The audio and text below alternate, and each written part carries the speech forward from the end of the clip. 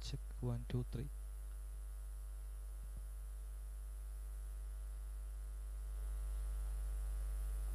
Mic check 1 2 3. Mic check 1 2 3. 1 2 3. Mic check 1 2 3. Mic check 1 2 3.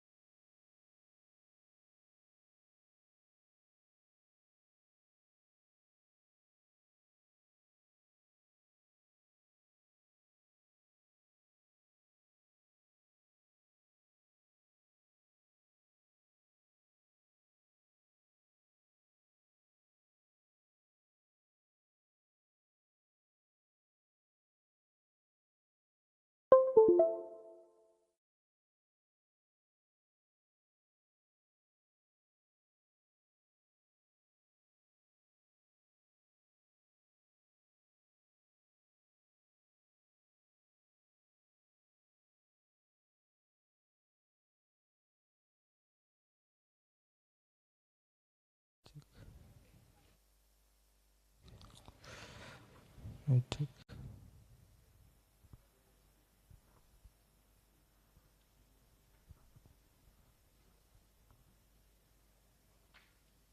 Mic check 1 2 3. Sound operator ആണ്. Sound operator ആണ്. അവിടെ പോയി noise ഓർമ്മ ഇത് നോയ്സ് കയറി വരാണ് ഇതിൻ്റെ ഈ ലൈൻ അത് ആക്സിഡൻ്റ് ആണ്. ആക്സിഡൻ്റ് അത് മൈക്കിൻ്റെ അല്ലേ കൊടുത്തിരിക്കുന്നത്? ഇതിൻ്റെ ആണ് കൊടുത്തിരിക്കുന്നത്. ഇതിൻ്റെ ലാപ്പിൻ്റെ ലാപ്പിൻ്റെ ആണോ? കോടിയത്തുള്ള അത് നോയ്സ് കയറി വരാണ്. നോയ്സ് കയറി വരാണ്. ഇതല്ലേ ആ ഉള്ളതാണ്. ഉള്ളത് തന്നെ. ഇതിൻ്റെ ആണ് കൊടുത്തിരിക്കുന്നത്.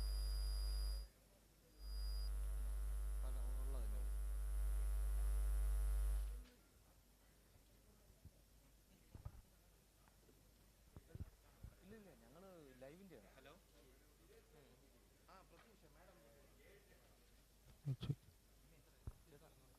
നെറ്റില്ല, നെറ്റ് അവിടെയാണ് തോന്നുന്നത്.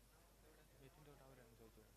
ചേട്ടാ നിങ്ങളെ നമ്പർ ഇട്ട് വെച്ചിരുന്നേ, അറിയാൻ വേണ്ടി.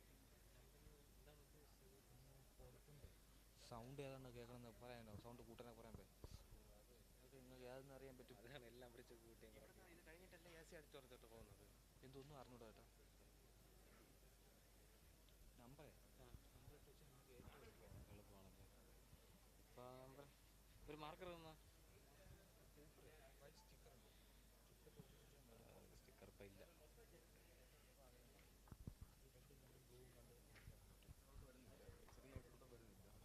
ഇപ്പോൾ ആംബിയൻ മൈക്ക്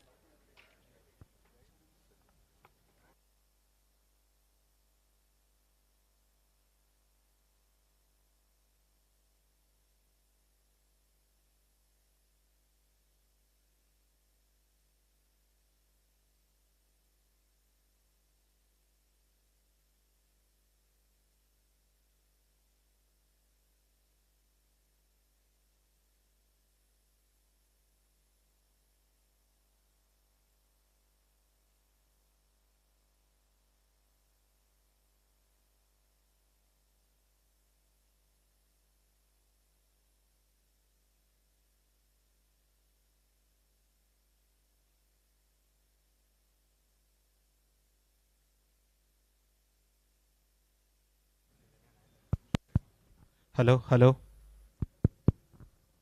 അല്പം കൂടെ സൗണ്ട് കയറ്റാൻ പറ്റുമോ? ഹലോ ഹലോ ഹലോ മതി മതി.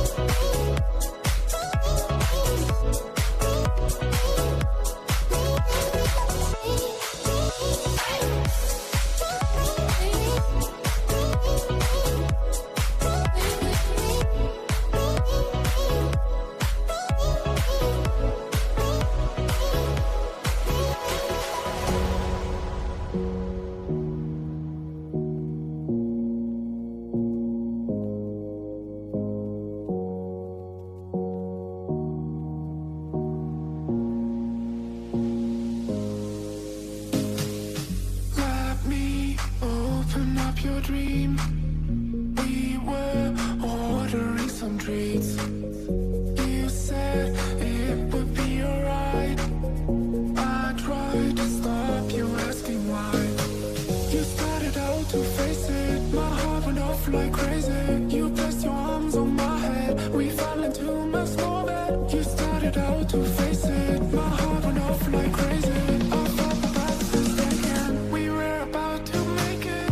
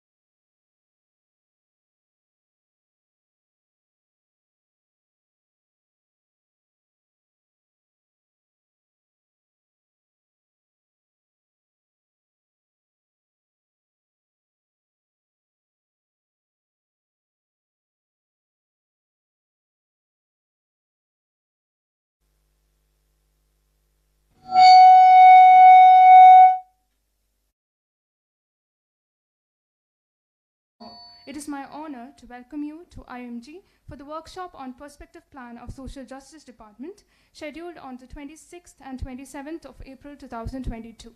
I would like to welcome our Director, Sri K. Jayakumar, Minister of Higher Education and Social Justice, Dr. R. Bindu, Vice Chairperson of State Planning Board, Sri V. K. Ramachandran, Chief Principal Secretary to Chief Minister, Government of Kerala, Sri K. M. Abraham, Honorary Director of CADRRE, Sri G. Vijay Raghavan, Chairperson Orphanage Control Board, Sri B. M. Koya Master, Chairperson of KSHPWC, Srimati Jaya Dali MV, Dr. Ram Mohan, Professor at IMG, Dr. Anisha Jayadev, Faculty at IMG and the Course Facilitator, other faculty of IMG, dignitaries on the dais, and the press to this occasion. Let us begin the session with a welcome address from our Honorable Director, Sri K. Jayakumar. I would like to welcome him onto the stage to deliver the same.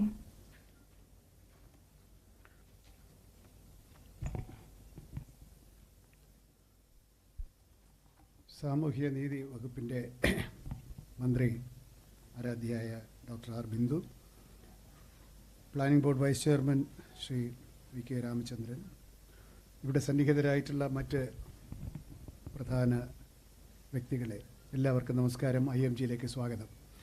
ഇത് സാമൂഹ്യനീതി വകുപ്പും IMGയുമായി സംയുക്തമെന്ന് തന്നെ പറയാം. നിങ്ങൾക്കെല്ലാ സഹായവും തരുന്നത് IMGയാണ്, അതുകൊണ്ടാണ് സംയുക്തമെന്ന് പറയുന്നത്.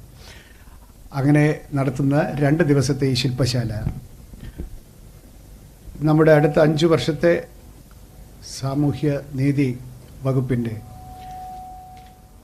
ദിശ നിർണ്ണയിക്കുന്ന വളരെ പ്രധാനപ്പെട്ട ഒരു വർക്ക്ഷോപ്പായി, ഒരു പ്രവൃത്തിയായി ഞാൻ കാണുകയാണ്. അത് മനസ്സിലാക്കിയിട്ടാണ്, അതിൻ്റെ പ്രാധാന്യം മനസ്സിലാക്കിയിട്ടാണ് ബഹുമാനപ്പെട്ട മന്ത്രി ഇവിടെ വന്നിട്ടുള്ളതും ഈ ദിവസങ്ങളിൽ ഇതിൻ്റെ പ്രവർത്തനങ്ങളിൽ പങ്കാളിയാകുന്നതും. എന്നോട് സ്വാഗതം പറയാനേ പറഞ്ഞിട്ടുള്ളൂ. നിങ്ങൾക്ക് ഒരുപാട് ജോലിയുണ്ട്. 2 ദിവസം വളരെ പിടിപ്പത് ജോലിയാണ് ഈ പ്രോഗ്രാം അനുസരിച്ചിട്ടുള്ളത്. പല ഗ്രൂപ്പുകളായി തിരിഞ്ഞ് ഓരോ വിഭാഗത്തിൻ്റെയും ചർച്ചകൾ നടക്കേണ്ടതുണ്ട്. എന്നെ ചർച്ചകളിലൊന്നും വിളിച്ചിട്ടില്ലാത്തതുകൊണ്ട് എനിക്ക് പറയാനുള്ള 2 കാര്യങ്ങൾ ബഹുമാനപ്പെട്ട മന്ത്രി ഉള്ളപ്പോൾ ഒന്ന് പറയാൻ കൂടി നിങ്ങൾ അനുവദിക്കണം. ഒന്ന് എന്താണെന്ന് വെച്ചാൽ, ഈ ഗവൺമെൻറ്റുകളെ പറ്റി അഥവാ സ്റ്റേറ്റിനെ പറ്റി, ഭരണകൂടത്തെപ്പറ്റി നമ്മൾ പത്രങ്ങളിലൊക്കെ സാധാരണ കാണുന്നത് അതിൻ്റെ അധികാരത്തിൻ്റെ മുഖമാണ്. The might of the state. Lathi charge ചെയ്യുന്നു, അറസ്റ്റ് ചെയ്യുന്നു, ക്രൈം ഇൻവെസ്റ്റിഗേഷൻ നടത്തുന്നു, അങ്ങനെ പലതും ചെയ്യും. അതൊക്കെ ഒരു സ്റ്റേറ്റിന് ആവശ്യമാണ്. എന്നാൽ ഒരു ഭരണകൂടത്തിൻ്റെ ഹൃദയം എന്ന് പറയുന്നത് ഈ സാമൂഹ്യ നീതി വകുപ്പാണ്, സോഷ്യൽ ജസ്റ്റിസ് വകുപ്പാണ്. ബാക്കി എല്ലാ വകുപ്പുകളും ചെയ്യുന്നത് അവരുടെ മസ്തിഷ്കം കൊണ്ടാണെങ്കിൽ ഒരു ഭരണകൂടത്തിൻ്റെ ഹൃദയം എന്നത് ഈ സാമൂഹ്യ നീതി വകുപ്പാണ്. അത് ഈ ഗവൺമെൻറ്റിലെ ഏറ്റവും വലിയ വകുപ്പാണോ എന്ന് ചോദിച്ചാൽ അല്ലായിരിക്കാം. ഇതിനേക്കാൾ എത്രയോ വളരെ വലിയ ഇങ്ങനെ കടൽ പോലെ കിടക്കുന്ന വകുപ്പുകളുണ്ട്. അങ്ങനെ സൈസ് വെച്ച് നോക്കിയാൽ അത്ര വലിയ വകുപ്പല്ല. പക്ഷേ ഈ വകുപ്പില്ല എങ്കിൽ ഭരണകൂടത്തിന് ഹൃദയമില്ല എന്നാണ് അർത്ഥം. അതുകൊണ്ട് തന്നെ ഈ ശില്പശാല അത്യന്തം പ്രധാനപ്പെട്ടതാണ് എന്ന് ഞാൻ വിചാരിക്കുന്നു. മാത്രവുമല്ല, എനിക്ക് തോന്നുന്നു പഞ്ചവത്സര പദ്ധതി നടപ്പിലാക്കുന്ന ഏക സംസ്ഥാനമാണോ നമ്മളെന്ന് അറിഞ്ഞുകൂടാ. ഏതായാലും ഇന്ത്യ ഗവൺമെൻറ് ഇതൊക്കെ ഉപേക്ഷിച്ചിട്ട് കാലം കുറേയായി. പദ്ധതിയൊന്നും വേണ്ട എന്ന് പ്രഖ്യാപിച്ചിട്ട് കുറച്ച് കാലമായി. പദ്ധതി വേണമെങ്കിൽ തന്നെ 5 വർഷത്തെ പദ്ധതി വേണ്ട, അപ്പോൾ ഉള്ള പദ്ധതികൾ മതി എന്ന് ആണ് നമ്മളോട് പറഞ്ഞുകൊണ്ടിരിക്കുന്നത്. എന്നാൽ ഇവിടെ നമ്മൾ അങ്ങനെയല്ല. ഞങ്ങൾ വളരെ പഴയ ആളുകളാണ്, കുറച്ച് വിഭവമേ ഉള്ളൂ. ആ വിഭവം എങ്ങനെ 5 വർഷം കൊണ്ട് വിനിയോഗിക്കാമെന്ന് പ്ലാൻ ചെയ്യുന്നതാണ് നല്ലത് എന്നുള്ള ബോധ്യത്തിൽ കേരള സർക്കാർ ഈ പഞ്ചവത്സര പദ്ധതി മുമ്പോട്ട് കൊണ്ടുപോകുന്നു.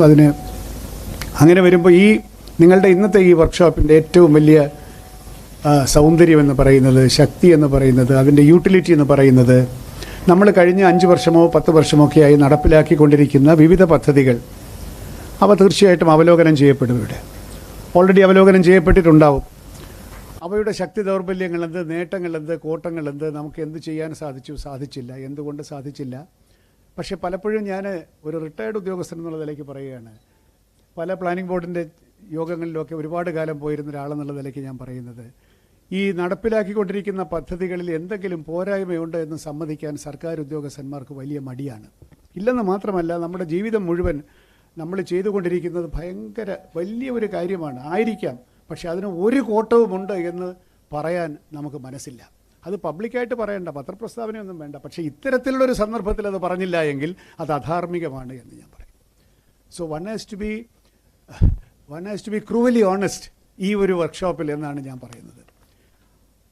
നമുക്ക് അബദ്ധങ്ങൾ പറ്റിയിട്ടുണ്ട് എങ്കിൽ, ഒരു പരിപാടി നടപ്പിലാക്കുമ്പോൾ നമുക്ക് വീഴ്ചകൾ സംഭവിച്ചുവെങ്കിൽ, അത് ഉദ്ദേശിച്ച സ്ഥലത്ത് എത്തിയില്ല എങ്കിൽ എന്തുകൊണ്ട് എന്ന് ആത്മപരിശോധന ചെയ്യാൻ ഈ വർക്ക്ഷോപ്പ് സഹായിക്കണമേ എന്നാണ് എൻ്റെ ആഗ്രഹം. അങ്ങനെ പദ്ധതികളെ സംവിധാനം ചെയ്യേണ്ടി വരും. പലപ്പോഴും അങ്ങനെ പുനഃസംവിധാനം ചെയ്യുമ്പോൾ ഏതെങ്കിലും പോസ്റ്റ് പോകുമോ, ആൾ പോകുമോ, പ്രൊമോഷൻ പോകുമോ എന്നൊക്കെയുള്ള സാങ്കല്പിക ഭയങ്ങൾ കൊണ്ട് നമ്മൾ ഇത്തരത്തിലുള്ള അപഗ്രഥനത്തിന് വേണ്ടത്ര ജാഗ്രത പുലർത്താനില്ലെന്ന് മാത്രമല്ല, വി ഗ്ലോസ് ഓവർ. അങ്ങനെ ഗ്ലോസ് ഓവർ ചെയ്യുന്നത് കൊണ്ട് നമ്മളുടെ രോഗനിർണയം പൂർണ്ണമാകാതിരിക്കുകയും അപൂർണമായ രോഗനിർണയം കൊണ്ട് പിന്നീട് കൊടുക്കുന്ന മരുന്ന് വിപരീത ഫലം പലപ്പോഴും ഉണ്ടാവുകയും ചെയ്യും. അപ്പോൾ ഈ ഒരു വർക്ക്ഷോപ്പിൽ നിന്ന് എൻ്റെ ഒരു അഭ്യർത്ഥന, ഒരു സീനിയർ സിറ്റിസൺ എന്നുള്ള നിലയ്ക്കുള്ള എൻ്റെ അഭ്യർത്ഥന, ഈ കൃത്യമായ ആത്മപരിശോധന ചെയ്യുകയും കുറ്റവും കുറവുകളും കുറ്റം പറയാതെ കണ്ടെത്തി അവയെ പരിഹരിച്ച് പുതിയ പദ്ധതികൾ, ഈ പദ്ധതികളെ മോഡിഫൈ ചെയ്യുക മാത്രമല്ല, ഇതുവരെ സാമൂഹ്യ നീതി വകുപ്പിൻ്റെ കണ്ണെത്താത്ത മേഖലകളുണ്ടെങ്കിൽ അവിടത്തേക്ക് എത്താനുള്ള പുതിയ പദ്ധതികളൂടി ആവിഷ്കരിക്കുവാൻ ഇതല്ലാതെ നമുക്കൊരവസരമില്ല. ഇപ്പോൾ ആ ബസ് കിട്ടിയില്ല എങ്കിൽ ഇനി 5 വർഷത്തേക്ക് ആ ബസ് ഉണ്ടാവില്ല. മിഡിൽ ഓഫ് ദി പ്ലാനിനകത്ത് നമുക്കൊരു പുതിയ പദ്ധതി വേണമെന്ന് പറഞ്ഞാൽ അത് സൃഷ്ടിച്ചെടുക്കാൻ വളരെ ബുദ്ധിമുട്ടാണ്. പ്ലാനിംഗ് ബോർഡ് തന്നെ ആദ്യം വേണ്ടത് പറയും, we may wait the next plan എന്ന് ഫയലിൽ എഴുതുക സ്വാഭാവികമാണ്. അതുകൊണ്ട് പുതിയ പദ്ധതികൾ, നമ്മുടെ ബജറ്റ് അലൊക്കേഷനൊക്കെ കുറവായിരിക്കാം, പക്ഷേ അതിനുള്ളിൽ നിന്നുകൊണ്ട് തന്നെ പുതിയ മേഖലകൾ, ഇതുവരെ നമ്മുടെ കണ്ണും കയ്യും എത്താത്ത മേഖലകളുണ്ടെങ്കിൽ അവർക്ക് വേണ്ടിയിട്ടുള്ള പദ്ധതികൾ കൂടി ആവിഷ്കരിക്കാനുള്ള സുവർണാവസരമാണ് ഈ 2 ദിവസത്തെ വർക്ക്ഷോപ്പ്. ഒരു മേഖല അങ്ങനെ എൻ്റെ ശ്രദ്ധയിൽപ്പെട്ടതുകൂടി പറഞ്ഞുകൊണ്ട് ഞാൻ എൻ്റെ സ്വാഗതത്തിലേക്ക് കടന്നുകൊള്ളാം. കൂടുതൽ നിങ്ങളെ ബോറടിപ്പിക്കുകയില്ല. രാവിലെ വിലപ്പെട്ട സമയം ഇയാളെ പിടിച്ച് കയറ്റി അബദ്ധമായല്ലോ എന്ന് നിങ്ങൾക്ക് തോന്നുന്നതിന് മുമ്പ് ഞാൻ ഇറങ്ങും. തൃശ്ശൂരുള്ള ഒരു സന്നദ്ധ സംഘടനയിലെ പ്രവർത്തക എന്നോട് പറഞ്ഞ ഒരു കാര്യമാണ്.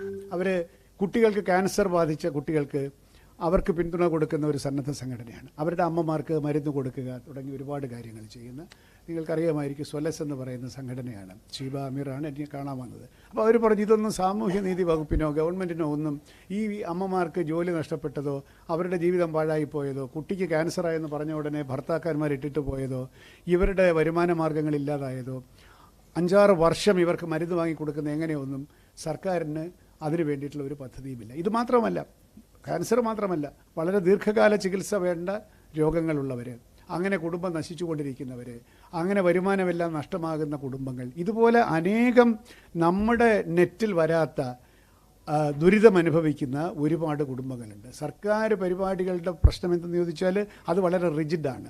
അതിൻ്റെ മാനദണ്ഡങ്ങളെല്ലാം വളരെ റിജിഡാണ്. എനിക്ക് ബഹുമാനപ്പെട്ട മന്ത്രിയോട് പറയാനുള്ളത്, അത്തരത്തിലുള്ള റിജിഡിറ്റികളില്ലാത്ത ഒരു പദ്ധതിയെങ്കിലും സാമൂഹ്യ നീതി വകുപ്പിൻ്റെ കീഴിൽ വേണം.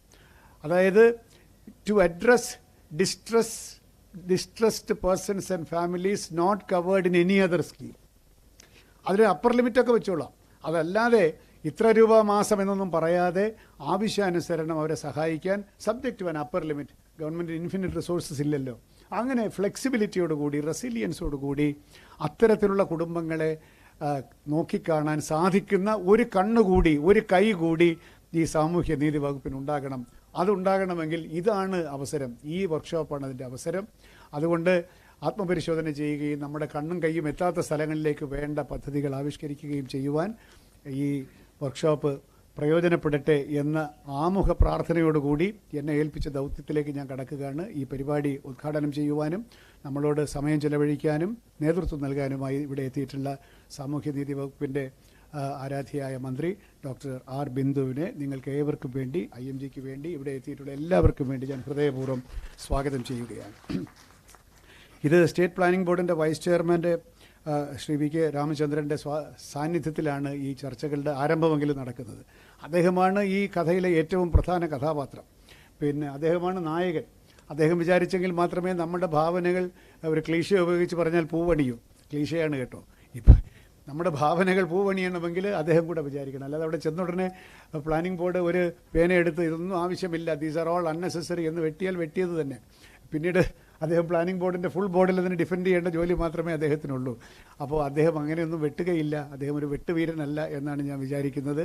നമ്മുടെ ആവശ്യങ്ങൾ മനസ്സിലാക്കിക്കൊണ്ട് നമ്മളിവിടെ അവതരിപ്പിക്കുന്ന ഈ റിപ്പോർട്ടും ഈ പ്ലാനും അംഗീകരിച്ചെടുക്കുവാൻ നമ്മളോടൊപ്പം നിൽക്കുന്ന ഒരാളായി അദ്ദേഹം മാറണം. തീർച്ചയായിട്ടും അദ്ദേഹത്തിന് അതിന് സാധിക്കും. മാറണം എന്ന് പറഞ്ഞാൽ മാറിക്കഴിഞ്ഞു. You are already converted. ഞങ്ങളുടെ ഈ സാമൂഹ്യനീതി വകുപ്പിൻ്റെ ഈ കാര്യങ്ങൾക്ക് അല്ലല്ല, that is only your official this thing. വ്യക്തിപരമായി അദ്ദേഹം ഇത് വെട്ടും എന്നല്ല ഞാൻ പറയുന്നത്. എന്നാലും ചെയർമാനായിട്ട് അവിടെ ഇരിക്കുകയും വ്യക്തിപരമായി അദ്ദേഹം ഒന്നും ചെയ്യുകയല്ല. പക്ഷേ ചെയർമാനായി ഇരിക്കുമ്പോൾ നമ്മളെപ്പോലുള്ള പ്രതിഭാശാലികൾ ഇതുപോലെ അനേകം പദ്ധതികളുമായിട്ട് വരുമ്പോൾ തീർച്ചയായിട്ടും പിന്നെ മോനെയും അവിടെയൊക്കെ ചെറുതായിട്ടൊക്കെ മുറിക്കും. അത് സ്വാഭാവികമാണ്. അത് ചെയ്യുമ്പോൾ ഈ വകുപ്പിനെ സ്പെയർ ചെയ്യണമെന്ന് മാത്രമേ ഞാൻ പറഞ്ഞുള്ളൂ. അത് പിന്നെ അതിനൊക്കെയുള്ള വലിയ വലിയ വകുപ്പുകൾ വരും, അവിടെ ചെറുതായിട്ടൊക്കെ വെട്ടാവുന്നതാണ്. ഏതായാലും അദ്ദേഹം ഈ കാര്യത്തിൽ നമ്മളോടൊപ്പമുള്ള ആളാണ്. ആരാധ്യനായ ഡോക്ടർ വി കെ രാമചന്ദ്രൻ അവർകളെ ഞാൻ എല്ലാവർക്കും വേണ്ടി സന്തോഷത്തോടു കൂടി സ്വാഗതം ചെയ്യുകയാണ്. ഇവിടെ ശ്രീ വിജയരാഘവനുണ്ട്. വിജയരാഘവനെ പറ്റി ഞാൻ ആമുഖമായൊന്നും പറയേണ്ട കാര്യമില്ല. എല്ലാവരും പറയും ടെക്നോ പാർക്ക് സ്ഥാപിച്ചത് അദ്ദേഹമാണ്. അത് പണ്ടത്തെ കാര്യമാണ്. അതിനുശേഷം അദ്ദേഹം ഒരുപാട് സ്ഥാപനങ്ങൾ സ്ഥാപിച്ചു, ഇപ്പോഴും സ്ഥാപിച്ചുകൊണ്ടിരിക്കുന്നു. ഇവിടെ അദ്ദേഹം ഇരിക്കുന്നത് പിന്നെ ഓട്ടിസം ബാധിച്ച കുട്ടികൾക്കുള്ള ഒരു സംഘടനയുടെ പേരിലാണ്. അതുപോലെ തന്നെ ഇവിടുത്തെ നിഷിൻ്റെ സ്ഥാപകനും അദ്ദേഹം തന്നെയാണ്. ഇത്തരത്തിലുള്ള മേഖലകളിൽ കെയർ ആൻഡ് കൺസേൺ ആവശ്യമുള്ള മേഖലകളിൽ സ്വാഭാവികമായി അദ്ദേഹത്തിൻ്റെ ഹൃദയം ചെന്നെത്തും എന്നുള്ളതിൻ്റെ ലക്ഷണമാണിതെല്ലാം. അത് നമുക്ക് അദ്ദേഹത്തിൻ്റെ അനുഭവത്തിൻ്റെ സമൃദ്ധി തീർച്ചയായിട്ടും ഈ ചർച്ചകളെ സമ്പന്നമാക്കും. ഞാൻ ശ്രീ വിജയരാഘവനെ നമുക്ക് ഏവർക്കും വേണ്ടി സ്വാഗതം ചെയ്യുകയാണ്. ഇവിടെ ഓർഫനേജ് കൺട്രോൾ ബോർഡിൻ്റെ ചെയർപേഴ്സൺ ശ്രീ VM കോയ മാസ്റ്ററുണ്ട്. അദ്ദേഹത്തിൻ്റെ സാന്നിധ്യവും നമുക്ക് ഗുണകരമാണ്. അദ്ദേഹത്തെ ഞാൻ സ്വാഗതം ചെയ്യുന്നു. പിന്നെ ശ്രീമതി ജയ ഡാലി ഇവിടെ ഉണ്ട്. അവരെയും ഞാൻ സന്തോഷപൂർവ്വം സ്വാഗതം ചെയ്യുന്നു. പിന്നെ SH പഞ്ചാബകേശൻ, അദ്ദേഹം കമ്മീഷണറാണ്. കേരള സ്റ്റേറ്റ് പേഴ്സൺസ് വിത്ത് ഡിസബിലിറ്റീസിൻ്റെ കമ്മീഷണറേറ്റിൻ്റെ കമ്മീഷണറായിട്ടുള്ള പഞ്ചാബകേശൻ അവർകളെയും ഞാൻ സ്വാഗതം ചെയ്യുന്നു. ഈ വകുപ്പിൻ്റെ ഡയറക്ടറായിട്ടുള്ള അഞ്ജന ഇവിടെയുണ്ട്. അഞ്ജന മുകളിൽ കയറി ഇരിക്കാത്ത ആളാണ്, അവിടെ ഉണ്ടെന്നാണ് തോന്നുന്നത്. ഉണ്ടല്ലോ. പിന്നെ അഞ്ജനയെ സ്വാഗതം ചെയ്യുന്നു. ഇവിടെ വന്നിട്ടുള്ള വിവിധ ഏജൻസികളെ, വിവിധ സ്ഥാപനങ്ങളെ പ്രതിനിധീകരിച്ച് ഇവിടെ എത്തിയിട്ടുള്ള സാമൂഹ്യനീതി വകുപ്പിൻ്റെ നെടുന്തൂണായിട്ടുള്ള എല്ലാ വ്യക്തികളെയും സ്വാഗതം ചെയ്യുന്നു. IMGക്ക് വേണ്ടി അനീഷ്യ ജയദേവാണ് ഇതെല്ലാം കോർഡിനേറ്റ് ചെയ്യുന്നത്. അനീഷ്യയെ സ്വാഗതം ചെയ്യുന്നു. ഇവിടെ IMGയുടെ ആതിഥ്യം സ്വീകരിച്ച് 2 ദിവസം നിങ്ങളിവിടെ സന്തോഷമായിട്ട് ഇതെല്ലാം ചെയ്യണം. എന്തെങ്കിലും പോരായ്മകൾ ഉണ്ടെങ്കിൽ തീർച്ചയായിട്ടും അനീഷ്യ അത് പരിഹരിച്ചു തരും. ഒരിക്കൽ കൂടി IMGക്ക് ഈ അവസരം തന്നതിന് ഒരിക്കൽ കൂടി നന്ദി പറഞ്ഞുകൊണ്ട് നമ്മുടെ സാമൂഹ്യ വികസന ഈ രംഗത്ത് ഒരു നാഴികക്കല്ലാവുന്ന ഒരു പരിപാടിയായി IMGയിലെ വർക്ക്ഷോപ്പ് എന്നും സ്മരിക്കപ്പെടട്ടെ എന്ന് മാത്രം ആഗ്രഹിച്ചുകൊണ്ട് ഇവിടെ പ്രഗത്ഭരായിട്ടുള്ള ഒരുപാട് പേരെ ഞാൻ സദസ്സിൽ തന്നെ കാണുന്നുണ്ട്. മിനി സുകുമാർ ഇവിടെ ഇരിക്കുന്നു. പലരെയും ഞാൻ കാണുന്നുണ്ട്. എല്ലാവർക്കും ഒരിക്കൽ കൂടി സ്വാഗതം ചെയ്തുകൊണ്ട് എൻ്റെ വാക്കുകൾ നിർത്തുന്നു. നന്ദി, നമസ്കാരം. Thank you, sir. As Srimati Rani George IAS could not mark her presence on this occasion to confer the introductory remarks due to some inconvenience, I would like to welcome Dr. R. Bindu, Minister of Higher Education and Social Justice, to do the inauguration and initiation to the workshop.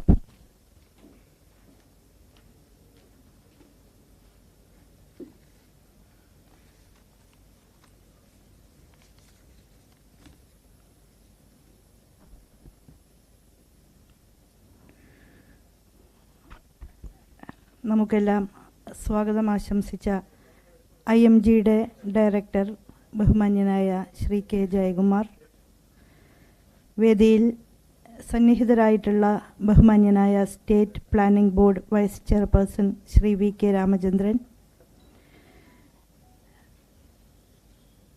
നിഷിൻ്റെ സ്ഥാപകനും honorary director CA DRRE Shri G. Vijayaraghavan, orphanage control ബോർഡിൻ്റെ chairperson ബഹുമാന്യനായ Shri VM Koya master, വികലാംഗ ക്ഷേമ കോർപ്പറേഷൻ്റെ ബഹുമാന്യായ chairperson Shrimati Jaya Darly, doctor R. Ramohan, Shrimati Anjana, ഭിന്നശേഷി commissioner ബഹുമാന്യനായ ശ്രീ പഞ്ചാബകേശൻ, വേദിയിലും സദസ്സിലുമുള്ള മറ്റ് ബഹുമാന്യരെ, പ്രിയമുള്ള സഹോദരി സഹോദരന്മാരെ, സമൂഹത്തിൻ്റെ രാജപാതകളിൽ നിന്നൊക്കെ നിഷ്കാസനം ചെയ്യപ്പെട്ട് പ്രാന്തവൽക്കരിക്കപ്പെട്ട ജീവിതങ്ങളിലൂടെ കടന്നു പോകുന്ന ആളുകളെ ചേർത്ത് പിടിക്കുന്ന വകുപ്പാണ് സാമൂഹ്യനീതി വകുപ്പ്.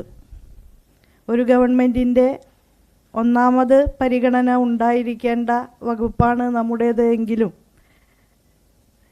സാധാരണഗതിയിൽ എങ്ങനെയാണ് സംഭവിച്ചുകൊണ്ടിരിക്കുന്നത് എന്ന് അറിയാവുന്നവരാണ് നമ്മളെല്ലാവരും തന്നെ.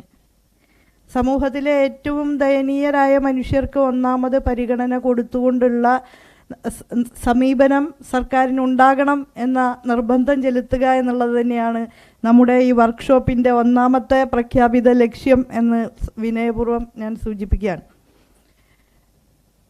നമ്മളിപ്പോൾ സാമൂഹ്യനീതി വകുപ്പിന് കീഴിൽ കൈകാര്യം ചെയ്തു പോരുന്നത് ഭിന്നശേഷി വിഭാഗങ്ങൾ, വയോജനങ്ങൾ, ട്രാൻസ്ജെൻഡേഴ്സ്, മറ്റ് പ്രാന്തവൽകൃത വിഭാഗങ്ങൾ അവർക്കുള്ള സഹായ പദ്ധതികളും ക്ഷേമ പ്രവർത്തനങ്ങളുമൊക്കെയാണ്. ഇന്ത്യൻ സാമൂഹ്യ സാഹചര്യങ്ങളിൽ പട്ടികജാതി പട്ടികവർഗ വിഭാഗങ്ങൾ, മൈനോറിറ്റീസ് ഇവരൊക്കെ തന്നെ പ്രാന്തവൽകൃതരുടെ ആ ഒരു കുടക്കീഴിൽ വരുന്നു എങ്കിൽ പോലും അതിന് വേറെ വകുപ്പുകളുണ്ട് എന്നുള്ളത് കൊണ്ട് സാമൂഹ്യനീതി വകുപ്പ് സവിശേഷമായിട്ടുള്ള ശ്രദ്ധ കൊടുത്തു പോരുന്നത് ഈ 3 വിഭാഗങ്ങൾക്കാണ്. എനിക്ക് തോന്നുന്നു നമ്മുടെ സമൂഹത്തിൽ ഏറ്റവും പ്രധാനപ്പെട്ട പരിഗണന നൽകേണ്ടത് ഭിന്നശേഷി വിഭാഗത്തിൽപ്പെട്ടവർക്ക് തന്നെയാണ് എന്നാണ്. കാരണം അംഗപരിമിതി കൊണ്ട്, ശാരീരികവും മാനസികവുമായ വെല്ലുവിളികൾ കൊണ്ട് വളരെയധികം പ്രയാസം അനുഭവിക്കുന്നവരാണ് അവർ എന്നുള്ളത്. ഒരുപക്ഷെ അതുപോലെയുള്ള പ്രയാസം മറ്റുള്ളവർക്ക് ഇല്ല എന്ന് തന്നെ മനസ്സിലാക്കേണ്ടതുണ്ട്. ആ വിഭാഗത്തിനു വേണ്ടി ഒട്ടേറെ പദ്ധതികൾ സാമൂഹ്യനീതി വകുപ്പ് നടപ്പാക്കുന്നുണ്ട്. 2 പ്രശസ്തങ്ങളായിട്ടുള്ള സ്ഥാപനങ്ങൾ ശ്ലാഘനീയമായിട്ടുള്ള സേവനം ഭിന്നശേഷി പുനരധിവാസ മേഖലയിൽ നൽകി പോരുന്നുണ്ട്. NISH, national institute of speech and hearing, അതുപോലെ NIPMR, national institute for physical medicine and rehabilitation. ഈ 2 സ്ഥാപനങ്ങളും ഭിന്നശേഷി പുനരധിവാസ മേഖലയിൽ ഏറ്റവും അത്യന്താധുനികമായിട്ടുള്ള യന്ത്ര സംവിധാനങ്ങൾ ഉപയോഗിച്ചുകൊണ്ട് അതിശാസ്ത്രീയമായിട്ടുള്ള മാർഗങ്ങളിലൂടെ തന്നെ കുട്ടികളെ സ്വയം പര്യാപ്തതയിലേക്ക് വളർത്താൻ വേണ്ടി വലിയ രീതിയിലുള്ള ആത്മാർത്ഥമായ പരിശ്രമങ്ങൾ നടത്തുന്നുണ്ട്. പക്ഷെ നിർഭാഗ്യവശാൽ നമ്മുടെ എല്ലാ കുട്ടികളും ആ കുടക്കീഴിലേക്ക് എത്തിച്ചേരില്ല എന്ന് നമുക്കറിയാം. അതിനു വേണ്ടിയിട്ടുള്ള അശ്രാന്ത പരിശ്രമം, പരമാവധി കുഞ്ഞുങ്ങളെ ഈ കേന്ദ്രങ്ങളിലേക്ക് എത്തിക്കുന്നതിനുള്ള പരിശ്രമം നമ്മൾ തുടരേണ്ടതുണ്ട്. ഈ ഒരു സേവനം, ഇത്തരത്തിലുള്ള ഒരു സേവനം എല്ലാ ജില്ലകളിലും എങ്ങനെ ലഭ്യമാക്കാം എന്നുള്ള ഒരു പരിശോധന തീർച്ചയായും നമ്മൾ നടത്തേണ്ടതുണ്ട്. കേരളത്തെ ഇന്ത്യയിലെ ഏറ്റവും മികച്ച ഭിന്നശേഷി സംസ്ഥാനം എന്ന നിലയിലേക്ക് നമുക്ക് എങ്ങനെ കൊണ്ടുപോകാൻ കഴിയും? ഭിന്നശേഷി സേവനത്തിനുള്ള ഏറ്റവും ഉദാത്തമായ മാതൃകയായിട്ട് ഇന്ത്യൻ മണ്ണിൽ കേരളം എന്ന ഈ കൊച്ചു സംസ്ഥാനത്തെ എങ്ങനെ മാറ്റിയെടുക്കാൻ കഴിയും? അതിന് ഒന്നാമത് പ്രയോറിറ്റി നൽകണം എന്നാണ് എനിക്ക് അഭ്യർത്ഥിക്കാനുള്ളത്. 2 ദിവസത്തെ ഈ വർക്ക്ഷോപ്പിനെ കുറിച്ച് ഞങ്ങൾ ആലോചിക്കുമ്പോൾ ഏറ്റവും പ്രധാന പരിഗണന എന്നുള്ള രീതിയിൽ അതുതന്നെയാണ് വരുന്നത് എന്നാണ് എനിക്ക് തോന്നുന്നത്. ഈ ഒരാശയം വർക്ക്ഷോപ്പുമായി ബന്ധപ്പെട്ട ആശയമുണ്ടായപ്പോൾ IMG കേന്ദ്രീകരിച്ച് ഈ വർക്ക്ഷോപ്പ് സംഘടിപ്പിക്കണം എന്ന് കരുതുമ്പോൾ അതിനുള്ള ഒരു ഗൈഡ് ലൈൻസ് തയ്യാറാക്കുമ്പോൾ പ്രഥമ പരിഗണന തന്നെ കൊടുത്തിട്ടുള്ളത് ഭിന്നശേഷി വിഭാഗത്തിൻ്റെ പുനരധിവാസം എന്ന കാര്യത്തിനാണ്. ബാരിയർ ഫ്രീ കേരള എന്ന പദ്ധതി നമ്മൾ പ്രഖ്യാപിച്ചു കഴിഞ്ഞിട്ടുണ്ട്. സ്വച്ഛന്തവും സ്വയം പര്യാപ്തവുമായ ജീവിതം ഉറപ്പുകൊടുത്തുകൊണ്ട് സ്വതന്ത്രമായിട്ട് സമൂഹത്തിൻ്റെ സർവ്വ മേഖലകളിലേക്കും ചെന്ന് കയറാനുള്ള ആത്മവിശ്വാസം പകരാനും അത് സുഗമമാക്കാനും വേണ്ടിയുള്ള എല്ലാ പിന്തുണാ സംവിധാനങ്ങളും ഉണ്ടാക്കിയെടുക്കുക എന്നുള്ളതാണ് ഈ ബാരിയർ ഫ്രീ കേരള പദ്ധതിയിലൂടെ ഉദ്ദേശിച്ചിട്ടുള്ളത്. പക്ഷെ അത് എത്രത്തോളം എത്തി എന്ന് അറിയാവുന്നവരാണ് ഇവിടെ ഇരിക്കുന്നവർ. ഒരുപാട് ദൂരം ഇനിയും നമുക്ക് പോകാനുണ്ട്. നമ്മുടെ പൊതു ഇടങ്ങൾ, പൊതു ഓഫീസ് സംവിധാനങ്ങൾ, സ്കൂളുകൾ, കോളേജുകൾ ഇതൊക്കെ ഭിന്നശേഷി സൗഹാർദ്ദപരമായിട്ട് എങ്ങനെ ചിട്ടപ്പെടുത്തിയെടുക്കാം എന്നുള്ള ആലോചന മാത്രമല്ല, വളരെ കോൺക്രീറ്റ് ആയിട്ടുള്ള പദ്ധതികൾ അതിനായിട്ട് ഉണ്ടാകേണ്ടതുണ്ട്. ഇപ്പോഴും നമ്മുടെ നാടിൻ്റെ ഒരു മാനസിക ഘടന അതിനാനുപാതികമായ രീതിയിൽ വളർന്നിട്ടില്ല. ഇൻക്ലൂസീവ് എന്നുള്ള ആ ഒരു ആശയം ഇപ്പോഴും സമൂഹത്തിൽ പ്രതിഷ്ഠിച്ചെടുക്കാൻ നമുക്ക് കഴിഞ്ഞിട്ടില്ല എന്നുള്ളൊരു വാസ്തവം നിലനിൽക്കുന്നുണ്ട്. നമ്മളിപ്പോൾ വിദേശ രാജ്യങ്ങളിൽ ഇംഗ്ലണ്ടിലൊക്കെ പോയാൽ ഒന്നാമത് പരിഗണന ബസ്സിലൊക്കെ കയറുമ്പോൾ ഈ വിഭാഗത്തിനുണ്ട്. അതുപോലെ അവർക്ക് കയറി ചെല്ലാവുന്ന വാഹനങ്ങളൊക്കെയാണ്. നമ്മുടെ ഈ പൊതു ഗതാഗത സംവിധാനങ്ങൾ തന്നെ ഭിന്നശേഷി വിഭാഗങ്ങൾക്കൊക്കെ അപ്രാപ്യമാണ് എന്ന് നമുക്കറിയാം. അത്തരം കാര്യങ്ങളിലൊക്കെ മാറ്റം വരുത്തണമെങ്കിൽ വളരെ ദീർഘകാല പരിപ്രേക്ഷ്യം തന്നെ ഉണ്ടാകണം എന്ന കാര്യത്തിൽ യാതൊരു സംശയവും ഇല്ല. തീർച്ചയായും നമ്മൾ അത് ഉണ്ടാക്കിയെടുക്കാനുള്ള പരിപാടികൾ ഇന്നത്തെ ഈ വർക്ക്ഷോപ്പിൽ രൂപം കൊടുക്കേണ്ടതുണ്ട്. ബഹുമാന്യനായ ശ്രീ വിജയരാഘവനെ പോലെ ഈ മേഖലയിൽ വളരെയധികം അനുഭവ സമ്പത്തുള്ള ആളുകൾ നമ്മുടെ കൂടെയുണ്ട്. ശ്രീമതി സരോജ് ഥാപ്പ ഓൺലൈനിലൂടെ നമ്മെ അഭിസംബോധന ചെയ്യുമെന്നാണ് എനിക്ക് മനസ്സിലാക്കാൻ കഴിഞ്ഞിട്ടുള്ളത്. തീർച്ചയായിട്ടും അതൊക്കെ തന്നെ നമുക്ക് നല്ല ദിശാബോധം പകരുമെന്ന കാര്യത്തിൽ യാതൊരു തർക്കവുമില്ല. ഇപ്പം തന്നെ കാഴ്ച എന്നുള്ള പദ്ധതിയിലൂടെ കാഴ്ച പരിമിതി നേരിടുന്നവർക്കുള്ള വോയിസ് എൻഹാൻസ്ഡ് സ്മാർട്ട് ഫോൺ ഉൾപ്പെടെയുള്ള സഹായ സംവിധാനങ്ങൾ നമ്മൾ വിതരണം ചെയ്യുന്നുണ്ട്. ശ്രുതി തരംഗം പദ്ധതിയിലൂടെ കേൾവി പരിമിതി നേരിടുന്നവർക്ക് കോക്ലിയർ ഇംപ്ലാന്റേഷനും അത്യാധുനിക നിലവാരത്തിലുള്ള ശ്രവണ സഹായിയും വിതരണം ചെയ്യുന്നുണ്ട്. ശുഭയാത്ര പദ്ധതിയിലൂടെ, അത് വികലാംഗക്ഷേമ കോർപ്പറേഷൻ്റെ പദ്ധതിയാണ്, ഇലക്ട്രോണിക് വീൽ ചെയറും മുച്ചക്ര വാഹനങ്ങളും ഒക്കെ വിതരണം ചെയ്തുകൊണ്ട് സ്വതന്ത്രമായിട്ട് സഞ്ചരിക്കാനുള്ള അവസരം ലഭ്യമാക്കുന്നുണ്ട്. പക്ഷെ അതിനൊക്കെ എത്രയോ ആവശ്യക്കാർ അപ്പുറത്ത് നിൽക്കുന്നുണ്ട്. കൊടുത്തു പോരും തോറും കൂടുതൽ ആവശ്യക്കാരുണ്ടാകുന്ന രീതിയിലാണ്. ഈ ഇലക്ട്രോണിക് വീൽ ചെയറൊക്കെ വലിയ രീതിയിലുള്ള ചലന സാധ്യതകൾ ഇവർക്ക് നൽകുന്നുണ്ട്. പക്ഷേ വേണ്ടുന്ന ആവശ്യക്കാർക്ക് കൊടുക്കാൻ പാകത്തിന് ധനം നമ്മുടെ കയ്യിലില്ല എന്നുള്ള വലിയ പരിമിതി നിലനിൽക്കുന്നുണ്ട്. അതൊക്കെ എങ്ങനെ പരിഹരിക്കണമെന്നുള്ള വിശാലമായ ആലോചന ഈ തരുണത്തിൽ ആവശ്യമുണ്ട്. വി കെയർ പദ്ധതിയിലൂടെ ഒട്ടേറെ പരിപാടികൾ നമ്മൾ നടത്തുന്നുണ്ട്. വി കെയർ പദ്ധതിയിലെ എല്ലാ ഫണ്ടും ഏതാണ്ട് ഡ്രെയിൻഡ് ഔട്ടായ പോലെയാണ് ഇപ്പോൾ ഇരിക്കുന്നത്. തീവ്ര യത്നത്തിലൂടെ ധനസമാഹരണത്തിന് പരിശ്രമിക്കുന്നുണ്ട് എങ്കിൽ പോലും ഇനിയും നമുക്ക് അതിൽ ഒരുപാട് മുന്നോട്ട് പോകേണ്ടതുണ്ട്. ഈ കാര്യത്തിലൊക്കെ നിങ്ങളേവരുടെയും സഹായ സഹകരണങ്ങൾ ഞാൻ അഭ്യർത്ഥിക്കുകയാണ്. വി കെയർ ഒരുപാട് കുടുംബങ്ങൾക്ക് അത്താണിയായി താങ്ങും തണലുമായി നിന്ന ഒരു പദ്ധതിയാണ്. KSSMൻ്റെ പ്രവർത്തനങ്ങൾക്കാകെ നമ്മുടെ പിന്തുണ ഉണ്ടാകേണ്ടതുണ്ട്. ഓരോ പദ്ധതിയും എടുത്ത് പരിശോധിച്ച് അതിന് ആവശ്യമായ കൂട്ടിച്ചേർക്കലുകൾ നടത്തേണ്ടതുണ്ട്. ഇന്നലെ മിഠായി എന്നുള്ള പദ്ധതിയുടെ 9 സാറ്റലൈറ്റ് കേന്ദ്രങ്ങൾ നമ്മൾ ഉദ്ഘാടനം ചെയ്തു. 18 വയസ്സിൽ താഴെയുള്ള ജുവനൈൽ ഡയബറ്റിസ് ബാധിച്ച കുട്ടികൾക്കുള്ള കണ്ടിന്യൂസ് മോണിറ്ററിങ്, ഈ ഷുഗർ ലെവല് നിരന്തരം മോണിറ്റർ ചെയ്തുകൊണ്ട് അതിനുള്ള ഇൻസുലിൻ പമ്പും ഇൻസുലിനും വിതരണം ചെയ്യുന്ന പദ്ധതിയാണ് മിഠായി. അതിന് 18 വയസ്സിൽ താഴെയുള്ളവർക്കാണ് നമ്മളിപ്പോൾ കൊടുത്തു പോരുന്നത്. 18 വയസ്സ് കഴിഞ്ഞിട്ടുള്ളവർക്കും അത് ആവശ്യമാണ് എന്നാണ് ഇന്നലെ ആ ഉദ്ഘാടന വേദിയിൽ വന്ന കുട്ടികൾ ആവശ്യപ്പെട്ടത്. 18 വയസ്സ് കഴിയുമ്പോൾ അത് നിർത്തിയാൽ അവർ പിന്നെയും ബുദ്ധിമുട്ടിലാവും. ഒരുപാട് ധന ചെലവുള്ള പദ്ധതിയാണ്. അപ്പോൾ ഭിന്നശേഷി പുനരധിവാസത്തിന് എന്തെല്ലാം മാർഗങ്ങളുണ്ട്. അതുപോലെ ഓട്ടിസം സ്പെക്ട്രം ഡിസോർഡർ, ഇതുമായി ബന്ധപ്പെട്ട് നിരവധി അശാസ്ത്രീയമായ ക്ലാസുകൾ നടന്നുകൊണ്ടിരിക്കുകയാണ്. കാസർഗോഡ് പഞ്ചായത്തിൻ്റെ തന്നെ ആഭിമുഖ്യത്തിൽ നടത്തിയ ഒരു ക്ലാസ്സിനെ കുറിച്ച് വലിയ പരാതി ഉയർന്നു വരികയുണ്ടായി. ആ മേഖലയിൽ പ്രവർത്തിക്കുന്ന ഒരു ഡോക്ടറാണെന്ന് പറയുന്നു. കുട്ടികളെ അടിച്ചിട്ട് വേണം പരിശീലിപ്പിക്കേണ്ടത് എന്ന നിലയിൽ പ്രഹരിക്കുന്ന ഒരനുഭവം ഉണ്ടായതായിട്ട് അറിയാൻ കഴിഞ്ഞു. വ്യാപകമായിട്ട് ഭിന്നശേഷി സുഹൃത്തുക്കളുടെ ഗ്രൂപ്പുകളിൽ അത് ചർച്ച ചെയ്യപ്പെട്ടു. ഞാൻ ആ ഗ്രൂപ്പുകളിലൊക്കെ ഉണ്ടെന്നുള്ളതുകൊണ്ട് അത് അറിയാൻ കഴിഞ്ഞു. അപ്പോൾ നമ്മളെല്ലാ ജില്ലകളിലും ഓട്ടിസം സംബന്ധിച്ചുള്ള ശാസ്ത്രീയമായ അവബോധം നൽകുന്ന പരിശീലന ക്ലാസുകൾ സംഘടിപ്പിക്കേണ്ടതുണ്ട്. നമ്മളെടുത്തിരിക്കുന്ന പദ്ധതികളിൽ പ്രധാനപ്പെട്ട ഒന്ന് ഓട്ടിസ്റ്റിക്കും സെറിബ്രൽ പാൾസി നേരിടുന്നവരുമൊക്കെ ആയിട്ടുള്ള വിഭാഗങ്ങൾക്ക് സമേതം ഒരുമിച്ച് താമസിക്കാനുള്ള അസിസ്റ്റീവ് സംവിധാനങ്ങളുള്ള വില്ലേജുകൾ, ഒരുമിച്ച് താമസിക്കാനുള്ള അസിസ്റ്റീവ് വില്ലേജസ് സ്ഥാപിക്കണം എന്നുള്ളത് നമ്മുടെ ഒരു പ്രഖ്യാപിത ലക്ഷ്യമാണ്. ഇപ്പോൾ പ്രാഥമികമായിട്ട് 3 കാര്യമാണ് നാം ആലോചിച്ചിട്ടുള്ളത്.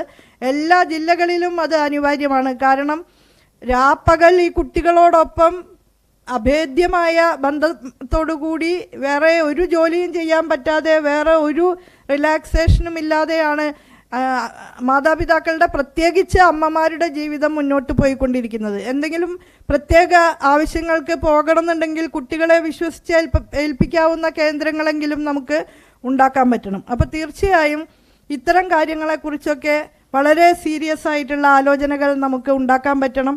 നിഷിനെയും നിപ്മറിനെയും ലോകോത്തര നിലവാരത്തിലുള്ള സ്ഥാപനങ്ങളായിട്ട് നമുക്ക് വളർത്താൻ പറ്റണം. അതിനുള്ള പൊട്ടൻഷ്യൽ ആ രണ്ട് സ്ഥാപനങ്ങൾക്കും ഉണ്ട് എന്നുള്ളതാണ്.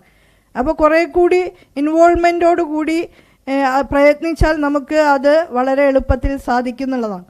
പിന്നെ ഭിന്നശേഷി കമ്മീഷണർ നമ്മുടെ വേദിയിൽ ഇരിക്കുന്നുണ്ട്. ഭിന്നശേഷി ആക്ട് പ്രകാരമുള്ള എല്ലാ കാര്യങ്ങളും സംസ്ഥാനത്ത് ഉണ്ടാകണം എന്ന നിർബന്ധ ബുദ്ധിയോടുകൂടി തന്നെ പദ്ധതികൾ നമ്മൾ തയ്യാറാക്കേണ്ടതുണ്ട്, സമീപനങ്ങൾ എടുക്കേണ്ടതുണ്ട്. സ്കോളർഷിപ്പുകളുടെ കാര്യത്തിലായാലും വിദ്യാഭ്യാസ മേഖലയിലെ മറ്റ് സഹായ പദ്ധതികളായാലും തൊഴിലവസരങ്ങളായാലും അതൊക്കെ ഉറപ്പാക്കിയെടുക്കാനുള്ള ഇച്ഛാശക്തിയോടുകൂടിയുള്ള പ്രവർത്തനം പ്രത്യേകിച്ച് സാമൂഹ്യ നീതി മേഖലയിൽ പ്രവർത്തിക്കുന്നവരുടെ ഭാഗത്തു നിന്ന് ഉണ്ടാകേണ്ടതുണ്ട്, ഞാൻ ഉൾപ്പെടെ. ഇപ്പം നമുക്ക് ഒരു ചെറിയ പ്രശ്നം നിലനിൽക്കുന്നുണ്ട്. ഭിന്നശേഷി സഹോദരങ്ങളാകെ ചൂണ്ടിക്കാണിക്കുന്നുണ്ട്. ഇത്തവണത്തെ നമ്മുടെ പ്രപ്പോസലിൽ ഈ ഭിന്നശേഷി വിഭാഗക്കാർക്കുള്ള സ്കോളർഷിപ്പ് കമ്പൽസറി അല്ല എന്ന് വന്നിട്ടുണ്ട് എന്നുള്ളത് ഒരു കൊച്ച് ന്യൂനത. അത് പരിഹരിക്കാനുള്ള അടിയന്തര നടപടി സ്വീകരിക്കണം. നമ്മുടെ പ്ലാനിംഗ് ബോർഡ് വൈസ് ചെയർമാൻ ഇവിടെ ഇരിക്കുന്നുണ്ട്. അദ്ദേഹത്തോട് ഞാൻ ഈ വിഷയം ഇവിടെ അവതരിപ്പിക്കുകയാണ്. മറ്റൊന്ന് വയോജനങ്ങളുടെ കാര്യമാണ്. ഉപയോഗിക്കൂ, വലിച്ചെറിയൂ എന്നുള്ള ആ മുദ്രാവാക്യമാണ് ആധുനിക സമൂഹത്തിൻ്റെ മുന്നിലുള്ളത്. ഒരാളെ പണിയെടുക്കാൻ കഴിയുന്ന പ്രായത്തിൽ പരമാവധി ചൂഷണം ചെയ്ത് അധ്വാനം മുഴുവൻ കുടുംബത്തിനും കുട്ടികൾക്കും വേണ്ടി വിനിയോഗിച്ച് ജീവിതാന്ത്യത്തിൽ ഒരു ഇരുണ്ട മൂലയിൽ ജീവിക്കുകയാണ്. അവർക്ക് വേണ്ട എല്ലാ പുനരധിവാസ പ്രവർത്തനങ്ങളും നമ്മൾ ഉറപ്പുവരുത്തണം.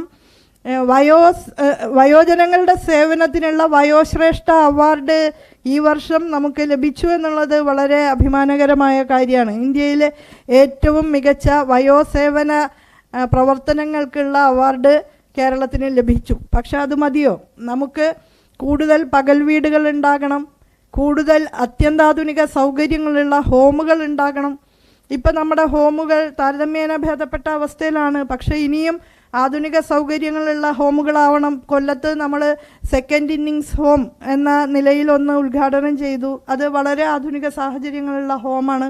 അത്തരം ഹോമുകൾ സർക്കാരിൻ്റെ തന്നെ ആഭിമുഖ്യത്തിൽ എല്ലാ ജില്ലകളിലും നമുക്ക് ഉണ്ടാക്കിയെടുക്കാൻ പറ്റണം. അതുപോലെ വയോജന ക്ലബ്ബുകൾ വാർഡുകൾ തോറും രൂപീകരിക്കാൻ പറ്റണം. അവർക്ക് റിലാക്സേഷനുള്ള വ്യത്യസ്ത പദ്ധതികൾ ഉണ്ടാക്കാൻ പറ്റണം.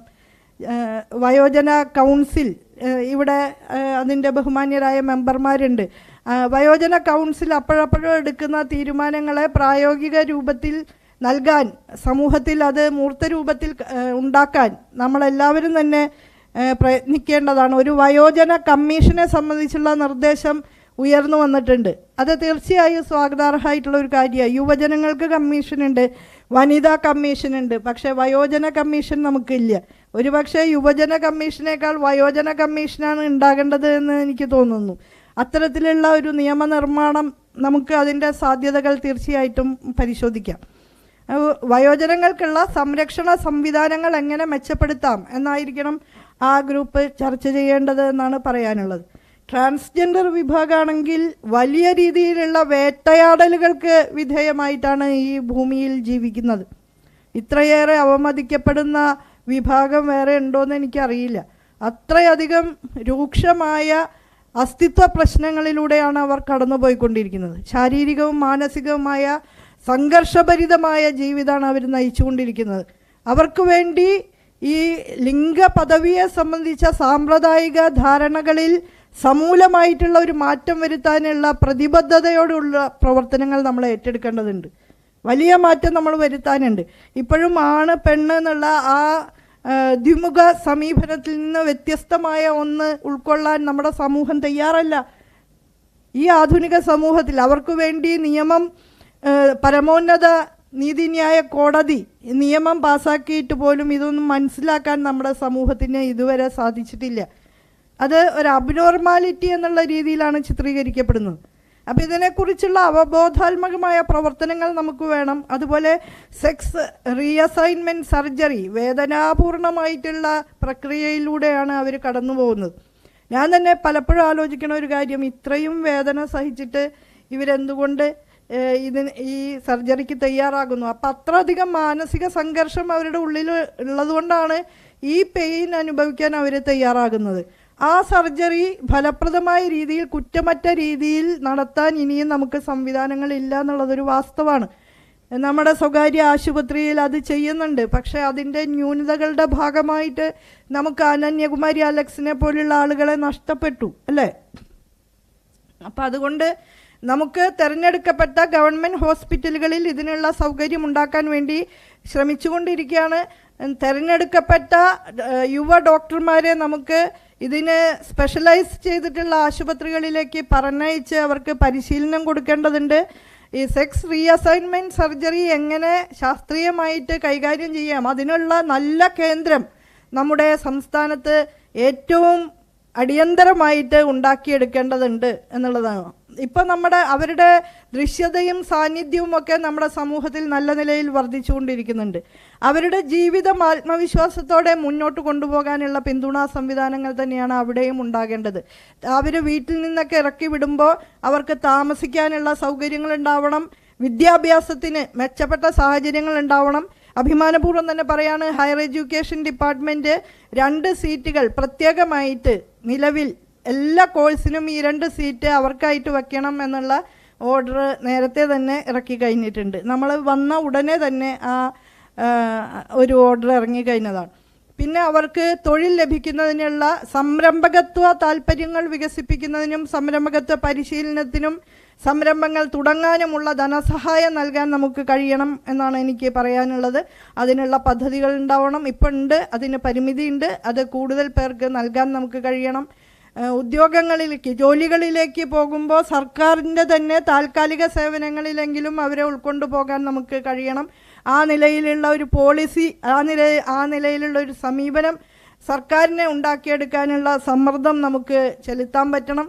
അങ്ങനെ ഈ 3 വിഭാഗങ്ങൾക്കും ആവശ്യമായിട്ടുള്ള എല്ലാ സാമൂഹ്യ പിന്തുണയും നൽകുക എന്നുള്ളതാണ് ഏറ്റവും പ്രധാനപ്പെട്ട കാര്യം. ഈ ഭിന്നശേഷിത്വത്തെ ഒക്കെ സംബന്ധിച്ചിടത്തോളം അതൊരിക്കലും വ്യക്തിയുടെയോ കുടുംബത്തിൻ്റെയോ ബാധ്യതയായി മാറിക്കൂടാ. അത് സമൂഹത്തിൻ്റെയും സർക്കാരിൻ്റെയും ഒക്കെ ചുമതലയാണ്. എല്ലാവരും കൈകോർത്ത് പിടിച്ചുകൊണ്ട് തന്നെയാണ് ആ പ്രശ്നങ്ങളെ അഭിസംബോധന ചെയ്യേണ്ടത്.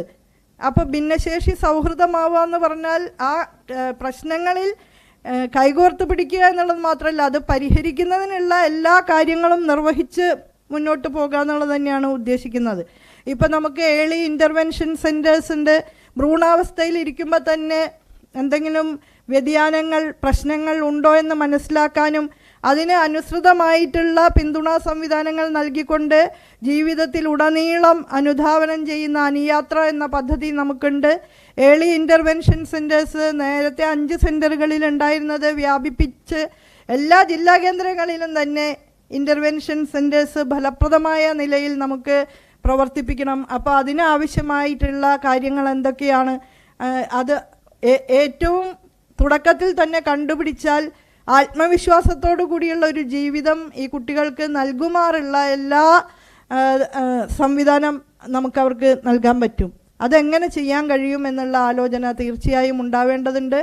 അതുപോലെ ഓട്ടിസം പോലുള്ള കാര്യങ്ങളെ മനസ്സിലാക്കാനുള്ള ഒരു അവയർനെസ് സമൂഹത്തിന് നൽകാനും നമുക്ക് പരിശ്രമിക്കേണ്ടതുണ്ട്. അതിനൊക്കെ കഴിയുന്ന രീതിയിലുള്ള വ്യത്യസ്തങ്ങളായ പദ്ധതി നിർദ്ദേശങ്ങൾ ഈ വർക്ക്ഷോപ്പിൻ്റെ ഭാഗമായിട്ട് ഉരുത്തിരിഞ്ഞു വരട്ടെ എന്നാണ് എനിക്ക് പറയാനുള്ളത്. നിലവിലുള്ള നമ്മുടെ സംവിധാനങ്ങളുടെ ഒക്കെ ന്യൂനത സസൂക്ഷ്മം പരിശോധിച്ചുകൊണ്ട്, നമ്മുടെ പദ്ധതികളുടെ കുറവുകൾ നല്ല നിലയിൽ ഊന്നൽ കൊടുത്ത് പരിശോധിച്ചുകൊണ്ട് അതൊക്കെ തിരുത്തി മുന്നേറുന്നതിനുള്ള ഒരു സംഘടിതമായ പരിശ്രമമായിട്ട് നമുക്ക് ഈ വർക്ക്ഷോപ്പിനെ കാണാൻ പറ്റണം. നാളത്തെ കൺക്ലൂഡിംഗ് സെഷനിൽ നിരവധി പോസിറ്റീവായിട്ടുള്ള ഗുണാത്മകമായിട്ടുള്ള നിർദ്ദേശങ്ങൾ ഉരുത്തിരിഞ്ഞു വരുമെന്ന പ്രതീക്ഷയോടെ അതൊക്കെ തന്നെ ഫലപ്രദമായ രീതിയിൽ നടപ്പാക്കിയെടുക്കാൻ ബഹുമാന്യനായ മുഖ്യമന്ത്രി ഉൾപ്പെടെയുള്ളവരുടെ ശ്രദ്ധ ഈ വിഷയത്തിലേക്ക് കൊണ്ടുവരാനും ഇടപെടൽ ശേഷി വർദ്ധിപ്പിക്കാനും ഒക്കെ തന്നെ നമുക്ക് കഴിയട്ടെ എന്ന് പ്രതീക്ഷിച്ചുകൊണ്ട് ഞാൻ എൻ്റെ വാക്കുകൾ ചുരുക്കുകയാണ്. ഇവിടെ ഈ മഹാദൗത്യം ഏറ്റെടുക്കാൻ തയ്യാറായി മുന്നോട്ട് വന്ന എല്ലാവരെയും സ്നേഹത്തിൻ്റെ ഭാഷയിൽ അഭിവാദ്യം ചെയ്തുകൊണ്ട് ഈ വർക്ക്ഷോപ്പ് ഉദ്ഘാടനം ചെയ്തതായിട്ട് സസ്നേഹം അറിയിക്കുന്നു.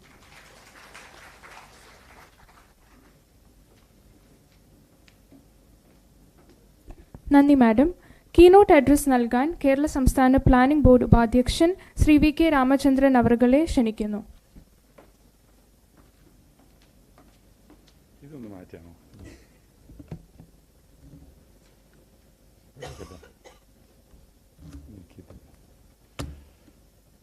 ഇതൊക്കെ പറ്റില്ല, അടക്കട്ടെ.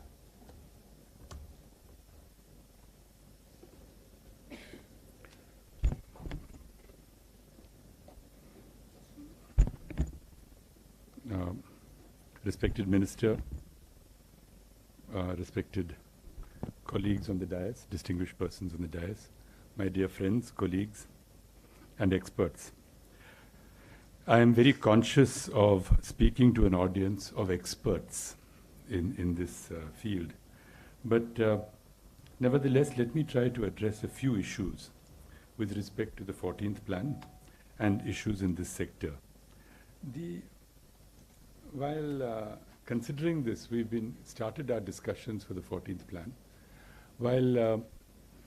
While considering the issues here, the first task was for us to set our overall perspectives in this field. And what we learned was that the first issue here is that the policy with respect to the members of society with which the Social Justice Department is concerned, persons with disabilities, older persons, transgenders, must, as the Minister very correctly pointed out, this is not the problem of their relatives or parents or friends. This is the problem. It's a problem for society, for the state, for society to solve. Why?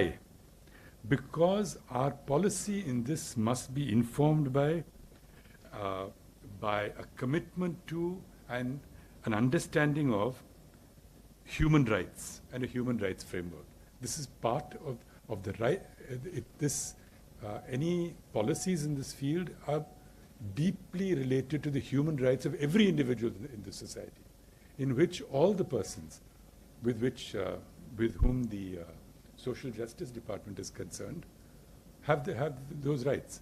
And we have, as a country, India has finally, in 2007, it was 15 years ago now, ratified the UN Convention on the Rights of Persons with Disabilities, that is UNCRPD. And let us look at some of those principles. They're principles of some loftiness that was enshrined and to which India agreed by being part of this convention. There are 8 guiding principles which I believe should underlie our economic policy, our plans, and so on as well. The respect for the inherent dignity, individual autonomy, including the freedom to make one's own choices and independence of persons. Secondly, non-discrimination. Thirdly, full and effective participation and inclusion in society. Fourthly, respect for difference and acceptance of persons with disabilities as part of human diversity and humanity. In other words, what we were talking about, the question of empathy, of living of seeing the world through somebody else's eyes. The question of the equality of opportunity, the principle of accessibility, to which the Minister referred, the principle of equality between genders, and respect for the evolving, this is very important for our efforts in this field, respect for the evolving capacities of children with disabilities, and respect for the right of children with disabilities to preserve their identities. So this is very much, it's important that we as a society have now become a part of this convention. The national platform for the protection of the rights of persons with disabilities has also pointed out that our legislation must be made, although it's 15 years have passed, there are legislations both at the center, including the Rights of Persons with Disability Act, that must be made, of 2016, that must be made consistent with the principles of the convention. United Nations Convention. By the way, their criticism also, we should look into this very carefully, because they've also suggested some amendments to acts in Kerala. In this, we should look at the 7 acts are concerned. So we'll be looking into that very carefully. But the thing is to understand that it is from a human rights and capabilities perspective. How do we enhance the ability of capabilities of persons to become full human beings? That applies to you and me. It applies to somebody, a person with disabilities. The second area, similar in some ways, is the whole question of of older persons. And here, this is also, as Dr. Bindu pointed out, it's of great importance to us because we are the society in India with the largest share, thanks to our healthcare policies, thanks to the demographic transition in our society. We have a bigger share of, and therefore, and because of different aspects of social transition in Kerala, we have a certain attitude, a certain, not only do we have a high share and growing share of persons who are elderly in the population, we also have, I think we pride ourselves on being specially concerned about the problems of the elderly. Now, here too, we've been looking at the, what are the international, what are we talking about as a whole in the world as a whole? Because there are other countries which have certain problems of what we call a population which is becoming increasingly characterized by an older person's population. Now, here, perhaps, this I'm using the words of the United Nations, perhaps the next big international treaty is going to be the Convention on the Rights of Older Persons.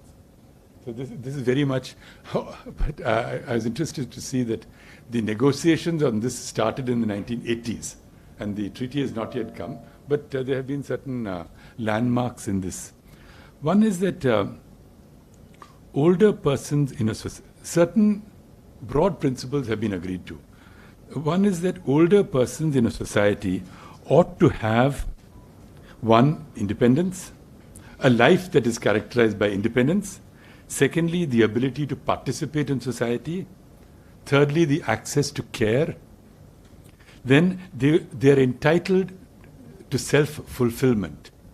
This is again a very important aspect. And the full dignity of life. There are certain subtopics which are specially relevant to the rights of everybody, but specially relevant to the rights of older people. One is access to health and nutrition, problems of housing and the environment, problems of the family and family relationships, issues of social welfare, of increase of income, security and employment, and of the way in which your past education affects your life as an older person. So what happens? We have people with a longer lifespan, and that is becoming more and more universal, and particularly in Kerala. But that longer lifespan must be filled with a sense of purpose and accomplishment. It's not only that, it's not that you look back, that when you retire, you look back on and I'm very conscious of this as a person who's well over official retirement age. So, and I'm sure many of us are, that it is not merely that older people have the opportunity to look back on a career of accomplishment, but that they're also imbued with a sense of purpose and accomplishment as older persons. Now, these are very important principles of a rights perspective on older persons. Similarly, with transgender persons, we will continue the issues of discrimination, livelihood, and opportunity must also be protected within a rights framework. What I'd like to say is that in other words, we must move from an idea of of social welfare as being something, it's of being, of course we still have to protect social welfare, but we protect social welfare from a rights perspective. Social welfare is my right. Social equality, the enhancement of my capabilities. In fact, they use the word capabilities sometimes, these conventions. That's the language of development economics. Actually, I was surprised to see that the Convention on the Rights of the Elders uses the term self-fulfillment, which is almost a term from Marx, who says self-realization. So these ideas of this being a right and it being a question of capability enhancement or self-fulfillment must underlie our approach. I think that I believe that overall, and I was very happy to hear this from Sri Vijayaraghavan a little while ago, that Kerala has advanced further than other states. This is shown, of course, in Niti Aayog and other indices, but we have advanced further than other states. We have a good record among other states with regard to all these spheres.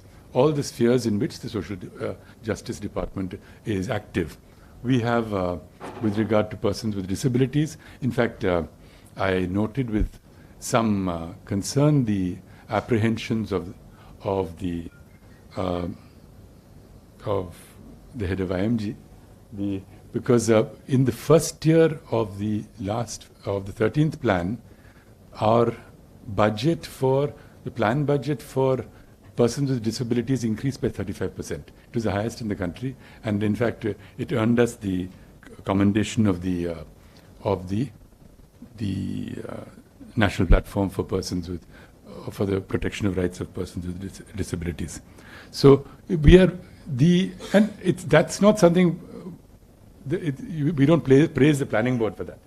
It doesn't come only from. It comes because of a societal concern for persons with disabilities, a societal concern for older persons, a societal concern for transgenders translates into pressure on the plan and plan budget. It's not merely a question of whether of the persons in the planning mechanism being concerned, because society is concerned. That is what is being reflected in the plan.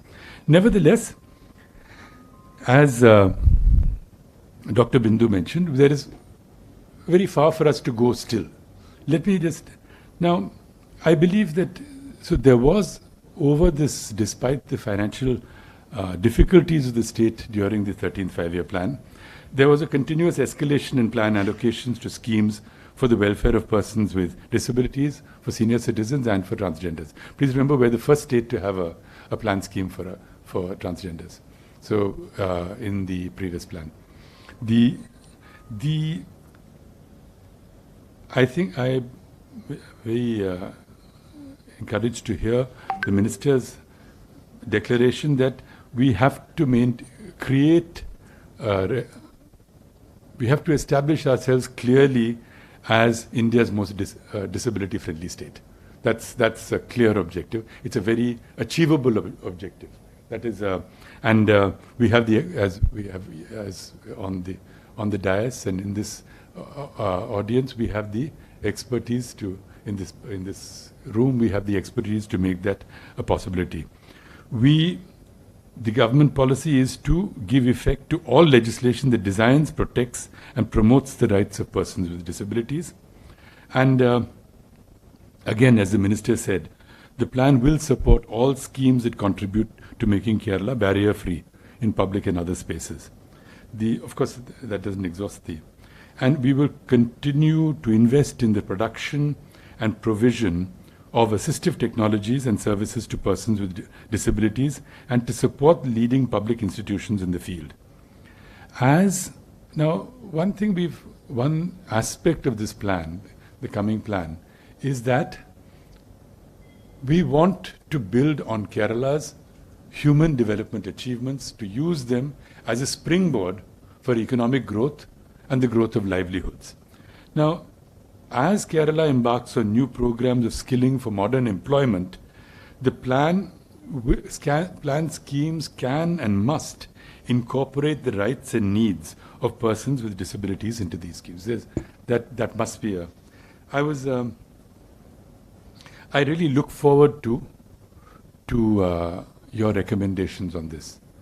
This morning, just in the small time we had, Vijay Raghavan made some very interesting suggestions with schools, bringing children with disabilities into the mainstream schooling, how to do that, and it's certainly something I'm going to take up when I get back to the planning board. But what are the we all know the kind of financial constraints that any state government in Kerala, in India, faces. But given that, I think that the expertise here can really help us to design programs, and I'll come back to this problem. I think also, I talked about enhancing capabilities and self-fulfillment, but using technology also. What is the kind of technology we can invest in to make such a self-fulfillment and capability enhancement possible? This would be extremely useful for us if you were to discuss it and pass on these suggestions. So I look forward to these suggestions. Now, in addition, with regard to senior citizens, the policy will be to empower senior citizens, to help them lead healthy, secure, productive lives. Again, based on what I said were the general principles of this. It will build upon rights legislation and policy in the field, and will continue to. One very important aspect, of course, is the income support, and we will continue to provide income support and economic security to low-income senior citizens by means of welfare pensions. The plan will continue to fund healthcare and palliative and home care facilities that focus on the care of senior citizens. The community-based support programs that are implemented in collaboration with local governments will be strengthened. Now, I think that in Kerala, here also, we have progressed more than other states, but we have a long way to go. We also have a bigger task, as I said, because there's a larger share of our population which are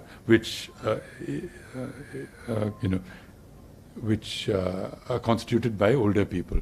But once the consciousness sinks in that older people are not just and persons with disabilities and transgenders are not only the responsibility of their families and near and dear ones, but of society as a whole, I think that will help to take us forward.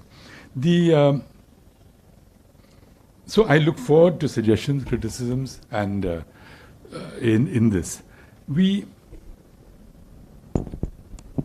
So while the other, I want to make one small comment, which again having been involved with this for some time, the National Platform for the Protection of the Rights of Persons with Disabilities has also asked us to look into very carefully into the nomenclature. Persons with disabilities and not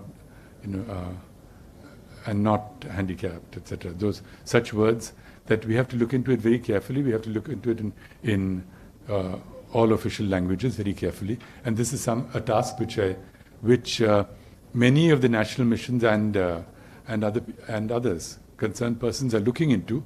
I think the department and the minister will certainly look at this. It's an important point. So I have nothing more to say. I have nothing more to say immediately, except that I look forward to.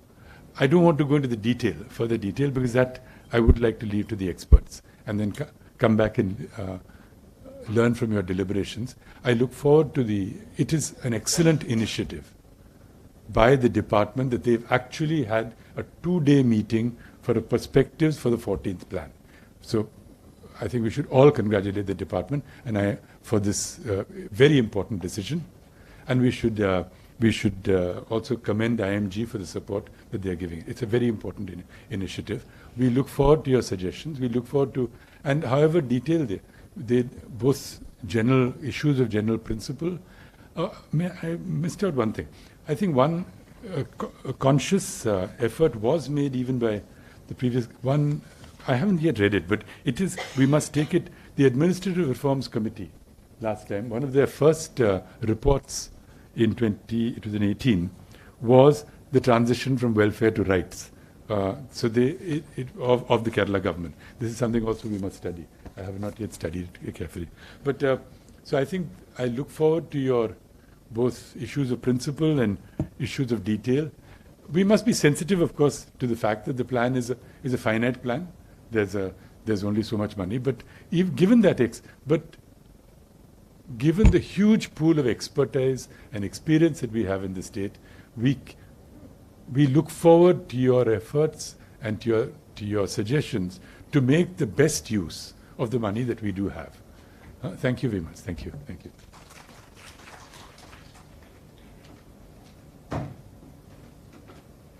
നന്ദി sir. മുഖ്യപ്രഭാഷണത്തിനായി the centre for autism and education honorary director Shri Vijayaraghavan അവർകളെ ക്ഷണിക്കുന്നു.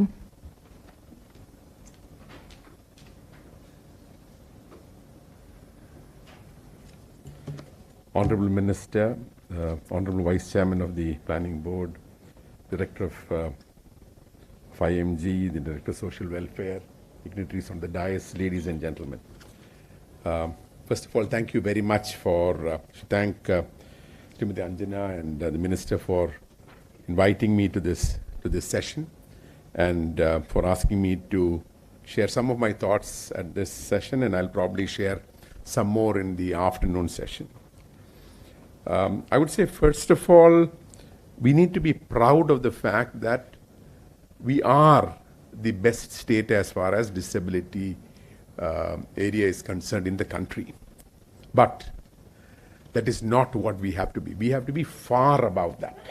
We need to compare ourselves with the best in the world, because in a lot of areas we compare ourselves with the rest of the world. But in the area of disability, we are the best in India. There's no doubt about it. And I should congratulate successive governments and people who've been involved with the social welfare area. As Mr. Jayakumar mentioned at the beginning, many a time when a secretary is given the charge of social welfare, I have had cases where I've had a person tell me, look, I'm such a senior person and they gave me social welfare. And I've told that person that, look, there is so much you can do, okay, except that you can't probably travel around the world, but there's so much you can do where the satisfaction you get out of it is very high. And then that person told me, no, but then, you were with Technopark, you can say it. I said, no. I said, look, when I see a company which I helped come up, which today which started off with 25 people and employs 25,000 people, I'm happy about it. But when I used to go to Niche on a regular basis, when I was involved with it, and a mother whom I've seen for 3 years come to the early learning program there, the early intervention program there, comes running and says, Sare kunje namma nu vilichu. That satisfaction you will never get from anything else. So I think it's necessary for us to realize that this is, like Mr. Jayakumar said, the heart of the government. In fact, my thought always has been that the social welfare department is a silent part of the government. It is like, in many cases, the mother at the home. The mother is probably the most important person. We never recognize that. But the mother of the government is actually the social justice department. I keep saying social welfare because I started off when it was social welfare. So that is something which everybody who is here, and I would tell the minister and others, please only bring in people who have the empathy, who understand this. Nobody should look at it that I was pushed into that department. And I say that is something which is very important for us to look at. And if there is the empathy, you can make revolutionary changes. That was one thing which I wanted. The other one, which is more of a suggestion, and I would say that, and something which Dr. Abraham is not here, but Dr. Abraham did very well when he was Additional Secretary, Social Justice, he used to have informal consultations every week with the team that was implementing programs. The minister used to have an informal consultation with the direct, it's not people from NGOs or like me who are here, but the people who are implementing that, to give them give a change in direction that's required. And that change is which comes regularly. So once a month, the minister holds an informal session. Nobody there, no minutes taking. It's just tell me what your problems are. Let me see how I can solve it. So that is another thing which could be done. Now, one of the things which we need to realize is that the results of what we do today in any of the areas that are being discussed today will take a long time for us to get the satisfaction that we've done something. The satisfaction that people like me and people at NISH got when last week I saw the minister's post about Lakshmi and Parvati who got the Indian Engineering Service. You should remember that they studied there 20 years ago. They studied at that institution 20 years ago, and today when they get it. But what I was a bit sad about was, I think the Manorama, of course, did an editorial which talked about NISH and the institution, but most of the media did not talk about the contribution that the Early Intervention Center at NISH had done. Okay, I did write an article I talked to, because the mother at every interview I know, she told me what she had told me when I spoke to her was that Ende Amma NISH teachers are. So that is the kind of empathy which somehow society is not getting. We need to make that known. Today I came half an hour earlier. I came at 9:30 to meet somebody whom one of your IMG team, I've been talking to them to find out who's there in the KAS whom we can write about. And there's a gentleman called Rajesh who's deaf. And he's part of the KAS. He joined as a clerk, then he became a junior employee. But I wanted to look at his journey. And one of the things which I realized after talking to him, and which I've been trying to implement in the private sector, in government we have the reservation policy. We recruit people. But we don't have a policy to what you call sensitize the other people working in the department on what how you should be dealing with them, what should you be doing, what should you not be doing. So that is something, it's a catalyst program. We've developed, I have in the last few years developed catalyst programs for the autism area, because I've moved a bit away from the speech and hearing to autism over the last 5 years and been focusing heavily on that. But we have developed a catalyst program which we are now trying to implement with this thing. So I think it is necessary for government to have a catalyst program for the existing work people in the department. So let us say that a person, a deaf person or a person with autism or a person who is visually impaired, blind, is actually deputed to a particular department. There should be at least 1 or 2 people there who have been trained to look at that. So for example, with a deaf person, you probably need to be clear that you have to look at that person on the face and talk to them, because they may be lip reading. So it is good to create a catalyst program which can be done either at IMG or the social welfare department works on it, work with NGOs, do that. And that is something which I think is required and we need to work on it. It costs us nothing for that. But the impact it will make will be very high. And we've seen in the private sector that where there's been a catalyst, it is very successful. And I have had software companies who have come back to me and said that the productivity of the teams where these boys or girls are working has substantially increased, because they find that a person who is deaf, who actually is working in a particular team, the other team members, their productivity goes up, because they said that if this deaf boy or girl can do so much, why can't I do better? So really you're not talking about anybody doing us a favor by employing a person with disability. Like the minister said, it is in fact when the minister spoke those words, I remembered 25 years ago when I was talking to the then Chief Minister, Sri Nayanar, and the then Minister for Social Welfare at that time, Srimati Sushila, when Nayanar said, "Idu ninde onnum prashnamalla, idu samuhathinte prashnamana, sarkarinte prashnamana." So that is the thing which is there, that we need to realize it is our problem, the problem of society and not the problem of that parent. And I was very happy when the minister and the vice chairman talked about that. Clearly this is something which, and all the areas we are talking about today are not the problems of those families. The minister mentioned about assisted living. There are 9 models on assisted living which we got done. And I think the document should be available with the Social Security Mission. Those 9 models, we brought in the best experts from the country. I did answer a few audit questions on why that was done at the Samudra Hotel at that time. But luckily I said it was cheaper than Mascot. So then they approved it. They cleared the bill at the end. But the fact is that there are 9 models done. It should be available with the Planning Board and the Kerala Social Security Mission on how do we get NGOs and others to work for assisted living. One of my learnings over the last 25, 30 years that I've been working in this area is that the moment government says government will do something, the NGOs and private sector move away from that. And the best example on that is the cochlear implant program. On the cochlear implant program, the first few years, I remember when Srimati teacher was a minister, we started off, but that was actually encouraging people, and private people used to donate money for that. And when later on, when I was also on the board, we announced the cochlear. The moment government said we are doing it, the CSR funding or the private people donation from that came off. We need to create models where that will happen. So we need to create a model which says, we are encouraging, let us say, for example, in that scheme we said private hospitals would do the cochlear implants.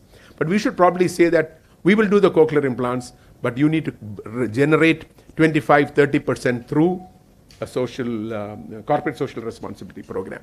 That way you are going to do that, the public-private cooperation that will come up, and the government's necessity for funding will also come down by a certain. So we need to look at how we can do that. I have two projects which I will talk at the end where I think we can do something from the institution that I'm working on. Now, the other one which is necessary, and this is something for all social justice programs, and I think the director and secretary should look at this.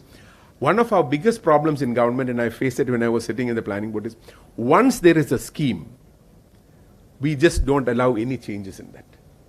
I would say every scheme has to be relooked at once in 2 to 3 years. And we need to make the changes in that. And one example on that is the cochlear implant program. I was part of myself, Dr. Abraham, others were part of it when we first did it. And at that point of time, we said that if a child below the age of 3 is totally deaf on 1 ear, and on the other one they need at least 60 or 70%, then only we will do it. But I think that time is gone. Today we should say that if the child is totally deaf on 1 ear, and even if the child has hearing in the other, the impact which can be made with that child getting cochlear implant is high. And we should actually say that that becomes part of the scheme. The other one is we've said up to 3 years, we can probably increase that. There's another one which I just heard about, and I'm going to try it out if possible, if my daughters agree. My daughters are adults now. If they agree, is that cochlear implant for adults is making an impact.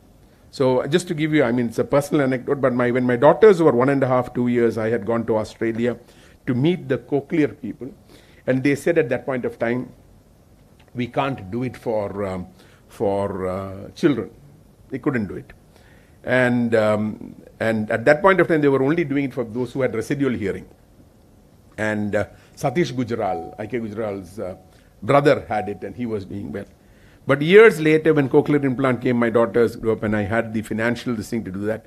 I tried, and they said, now you can't do it for them because it is too late for it to be done.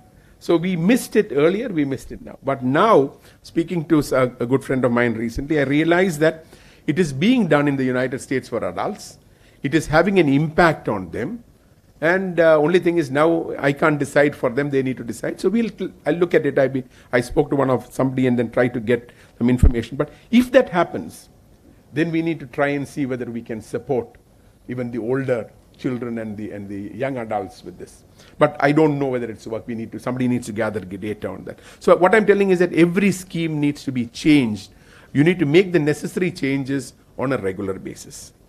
The other one, I know I should not be talking at the general forum, but because we're talking generally about the social welfare department, it is necessary for the social welfare department also to change with the times. Okay, so for example, I had a very, I've, frankly speaking, for the last 5 years I've been operating, I still don't have the department's approval. And I don't blame the department because the system is such that I need to have signed attendance registers. Okay, I need to have every child's attendance marked on a daily basis. Even if it's electronically done, it cannot be done. And I don't blame it because the system says that. But we need to change that. We need to go with the times to say it should be registered, electronically registered is okay. We don't need paper registration for that. We don't need a signed register for that. The other interesting thing which I just came to know yesterday was that we are starting one more. I'm starting my 3rd center in the autism area at Vardakad, and there we are trying to teach the young children, the young adults, to do cooking and serve food. And I was trying to get the corporation's approval because without the corporation approval, I can't get certain approvals. The corporation says I should register as a commercial establishment. And I said, I'm not a commercial establishment, but the corporation rule. So we need to look at that. And I would like somewhere, just like the industries department did, to move to a single window clearance. We need to have a single window clearance for all the areas who are going to work in the social justice area, in terms of NGOs, in terms of institutions coming else, etc. We need to look at trying to find out whether we can do a single window clearance mechanism. We follow the rules completely, and then that is where you will get to know whether rules need to be changed. And so that is something which I think is, so processes need to be clear. I will, there are a couple more quick points for me to get. One, and that is something which all of us here need to be aware of and look at, is society needs to change. Okay, we can't say that it is government's responsibility. Society needs to change. And one of the things is that you see a deaf person on the road, you see a blind person on the road, you see a autistic person on the road. And that looking at that person in that manner actually prevents the parent from bringing this child outside again. We are telling them, integrate them to society. We start looking at that. So what I did was, not that I did anything, we actually created a small card saying my child has autism. And we said what it means. And I gave it to the parents who come to our institution and said, anybody who stares at your child, just pull out this card and give it to them. At least that person will never stare at anybody else after that. So we need to look at how do we get society about it. And this is Autism Awareness Month, and every day we've created a card which we send out. Every day I send it out I must be sending out to about 1,000+ people. And I had a journalist friend of mine who actually came back today. He says, I am a bit worried. So I asked why, and he said, I have sent this out to multiple groups, but I have not had a response to that. Nobody has responded because nobody wants to accept that there are people with disability in our surroundings. Until and unless it actually hits you personally, you don't accept it. And that is something which is very important. Society needs to be empathetic about it. And we need to see how we can do that. So that is something where we will need to look at programs. It's not about awareness programs spending a lot of money on it, but clearly people need to be aware about this. The same is the case with the transgender thing. A lot of people really look at it, but they are afraid to interact with them. They want to keep them aside. So we need to look at that clearly and see how do we make it known that they are part of society just like each one of us who are here. That's the other thing which I think is important. Now, there are two programs where I would like to say that if the government is okay on it, we would like to work with. One is, which is a pilot. I started off a pilot with a few children, a pilot on a parent-mediated intervention program. Today, when I look at it, the cost of an intervention program for a child in the age group 2 to 7 or 8 or 9 comes to about 6 to 7 lakhs per child. Comes to 6 to 7 lakhs per child when you look at the cost of you go to more than 1:1. Your staff ratio is not 1:30, which government, it's a 1:1. So I have today about 40 staff and I've got 40 children with us on a regular. The cost is very high, we managed to save. But we have devised something which in a way was something which we copied from the University of California, Los Angeles. And we're looking at doing a parent-mediated program where we're looking at the parent becoming the therapist. So the mother or the father becomes a therapist, and we are telling that we do a 3-week program for them. Then every week we do 1 hour, and once a month the parent comes back with the child and we work the individual education plan of the child and take it forward. And this is something which I'm going to do totally free. And we're looking at the poorest among, because those who come to us today are from the middle class or the upper middle class, because even for them, we collect from them nearly 30% of the cost is collected. But this is something which we want to do totally free. And we would like to work with the department to see, and if that's a pilot which is successful, then I would look at the department rolling it out in every other district. The costs will not be very, very high. And this is something, so we want to do that, and the pilots are over, and we actually worked with a child who is autistic, the child is deaf, and the child is partially blind. We worked with that child over 3 months, and we now have I would say, refined that to a manner that we want to roll it out. And I have got support which will help me to take it. Without any government funding, we can do that. The second one is something which you talked about on skills. The biggest problem that you find is that after all this, getting a job is a big problem. And for that, we have started a program called the Employability Training Program for young adults with autism.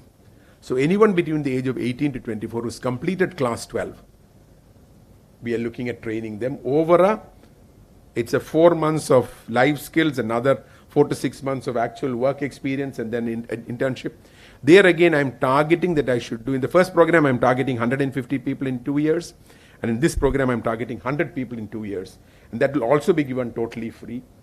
But there I may need some this thing, because we want to try and do something very revolutionary there if possible. Like for example, I would like to see whether 2 of them will get employed in the police department. Okay, because generally we say no, and that is something which in a way is again copied. Like I said, even with Nish or with Technopark or what I'm doing here, very few things are original, but we've actually copied, and we've tried to copy it the best, and I don't think there's anything wrong. The Israeli army actually employs people with autism to do video analytics. I'm trying to find out a few young adults who can do that. And I would like them to sit in the police control room and actually point out at screens where there is a possibility of a crime happening. So that is something, so we should actually start thinking very big. I'll just conclude with 2 points. One, when we discuss today, I know the objective is a 5-year perspective plan. But I don't think we should restrict our thought to 5 years. It should be at least 10 years or 15 years what we want to do. And within that, what do we do in the first 5 years is what we should think of. Because like I said, we already are leaders in this area, but we need to be far ahead of the others. And that is something which will be there. So you will need institutions, you will need policies, you will need partnership programs. But I would say we need to think completely out of the box. Think in terms of what we can do which others have not done. There is nothing wrong in trying and failing. But if we don't try and later on we say we didn't try and that's why we couldn't do it, there is a problem. And I would say government allows people to try and fail as long as our intentions are right. And I hope that the proceedings at the end of the 2 days are something which, like Dr. Ramchandran mentioned, is something which the government will be able to take on and which will have a big impact in society. Thank you very much.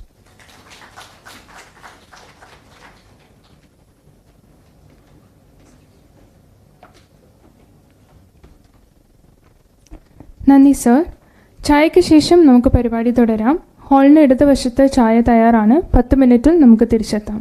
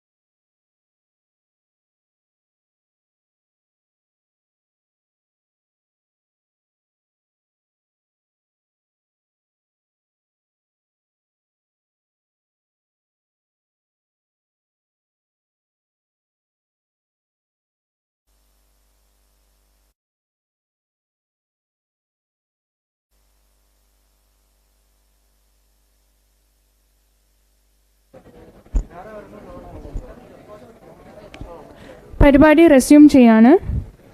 ആശംസകൾ അർപ്പിക്കുന്നതിന് orphanage control board chairperson Shri VM Koya മാസ്റ്ററെ ക്ഷണിക്കുന്നു.